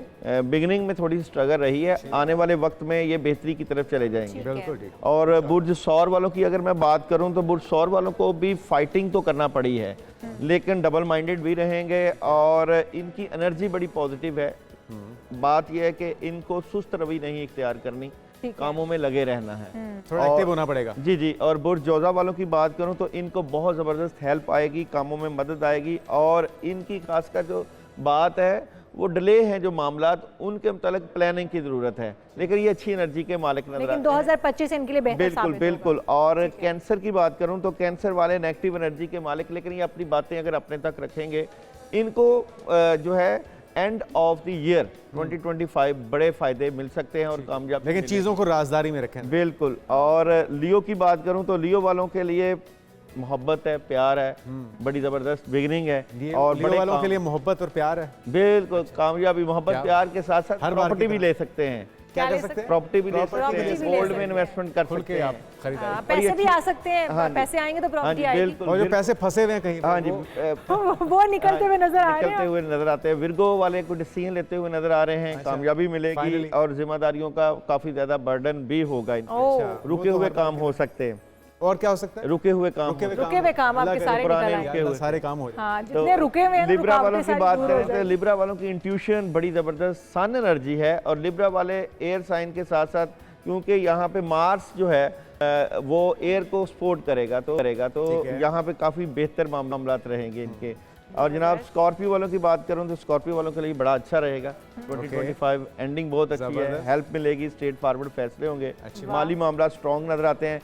सेजिटेरियस वालों के लिए थोड़ा सा फाइट करना रहेगा, लेकिन सितंबर के महीने में सेजिटेरियस एक बड़ी अपॉर्चुनिटीज को अवेल करते हुए नजर आ रहे हैं। सितंबर तो अभी बहुत देर से है जी। कैप्रिकॉन 2025 कैप्रिकॉन के माली मामला बड़े बेहतर हो रहे हैं, और इनके कोई ऐसे प्रोजेक्ट चल सकते हैं जिनकी वजह से जिनकी बड़ी लंबे अरसे की प्लानिंग थी, लेकिन यह है कि इनको स्ट्रगल करना पड़ेगी, हालात कंट्रोल हो जाएंगे। और एक्वेरियस वाले तो बड़ा आगाज भी अच्छा है, इख्तिताम भी अच्छा है, पैसे आ रहे हैं, हालात में बेहतरी रहेगी। आगाज और इख्तिताम साल का, इस साल का आगाज भी अच्छा रहा है और इख्तिताम भी अच्छा रहेगा, पैसे भी आएंगे, नया आगाज के साथ साथ पैसों के साथ साथ नए प्रोजेक्ट भी मिल रहे हैं। और बुर्ज हौत वाले बड़े अच्छी एनर्जी के मालिक नजर आते हैं, ख्वाहिशें पूरी होंगी। और यहाँ पे ये है कि ये इनकी सोचें इनके मामला डिस्टर्ब कर सकती हैं, लेकिन ओवरऑल टॉरस की बात बुर्ज हौत पाइसिस। अच्छा अच्छा, ये सारे मुकम्मल हो गए हमारे जी, सितारे। सारे। अच्छा, अगर सितारों की चालें, गर्दिशें, इनको क्या बदला जा सकता है तदबीर करके, कुछ बेहतरीन काला जादू सोच करवाना समाज चाह कुछ- रही हैं ये आप? नहीं नहीं, मतलब आप कुछ अपनी सूझबूझ को इस्तेमाल करते हुए क्या कोई बेहतरी लाई जा पूछ लें उनसे, अगर आप कोई ट्रिक सीखना चाह रही हैं ब्लैक मैजिक का, तो इनको आप एक दो छोटे छोटे जुनेद में जिसको ये संभाल लें, जानना चाहती कोई अगर जिन आ जाए तो उसको भी संभाल लें। जुनेद हाथ से ना जिसका निकल काबू जाए। कर रखा हुआ है। हाथ से ना अच्छा, निकल ऑरा होता है, जिस तरह हर इंसान का ऑरा होता है, इस तरह स्टार्स का भी ऑरा होता है। रेमेडीज होती हैं, इन रेमेडीज को यूज करके बंदा बहुत, जिस तरह कहते हैं ना सदका 100 बलाओं को टालता है, जी जी। इस तरह नहुस्ते सियारगान होती है, सियारों के ऊपर आए हुए बद असरात को दूर किया जा अच्छा। सकता है। तो लियो क्या करें? जैसे कि ये- अगर लियो सबके की लिए बात पूछ रहा करो, हूं सर, लियो। सदके की सूरत में लियो वालों को मीठे का सदका, यहाँ पे मीठे लियो का। वालों को जो सपोर्ट करता है वो मोतीचूर के लड्डू सदके के तौर पे दिए जा सकते हैं। 2-3 मोतीचूर के लड्डू होते हैं, मोतीचूर येलो कलर होता है, बर्फी होती है येलो महंगे कलर वाले की, हैं, कुछ सस्ते चने वाले की बता दाल, दें दाऊद भाई। चने की दाल लेके उसके ऊपर ये आयत ठीक कुर्सी पढ़ के उसका सदका दिया सकता है। भुने हुए चने येलो कलर को अप्रोच करते हैं, और सरसों का तेल, इसका सदका हो सकता है। तो ये चीज़ें, और किसी खास येलो दिन में, चीज़ों का। किसी खास वक्त में, या किसी भी वक्त? देखो लियो के लिए सन का डे है, संडे वाले दिन ओके। ये कर लें, इसका सदका दे दे, बड़ा ज़बरदस्त रहेगा। सैटर्न, जोहल, एक्वेरियस वालों को जो है वो सैटरडे वाले दिन जो है वो काले माश का सदका दे सकते हैं, काले तिलों का सदका दे सकते हैं। उससे अच्छा, ये थोड़ा सा ये बताइएगा, ये जो आप बता रहे हैं चने, माश या सूजी, ये सारी चीज़ें, ये लोगों में पका के बांटें, कच्ची दे दें, या जो हशरात होते हैं या ये चूंटियाँ वगैरह उनको डालना है, तरीकाकार क्या? जगहों पे जिस तरह गोश्त का सदका दिया जाता है जी। तो वीरान जगह पे रख दिया जाता है, जहाँ पे चीलें कौवे खा लेते हैं, और कई जगह पे किसी को खाने के लिए दिया जा सकता है। पका के दे और सकते हैं, कच्चा बेहतरीन दे सकते सदका जो है वो तो पानी का सदका है। अच्छा। सबसे अहदीस में आया है कि पानी का सदका सबसे बेहतर है, सुभान। पानी पिलाया जा सकता है। सबील लगा दें किसी को। जी, स्कॉर्पियो वाले पानी जो की है बोतल वो कोई रेड कलर की पानी की बोतल ले ले, शरबत की बोतल ले ले, वो किसी का सदका दे दे, अच्छा। उनकी बड़ी ज़बरदस्त रेमेडीज रहती है।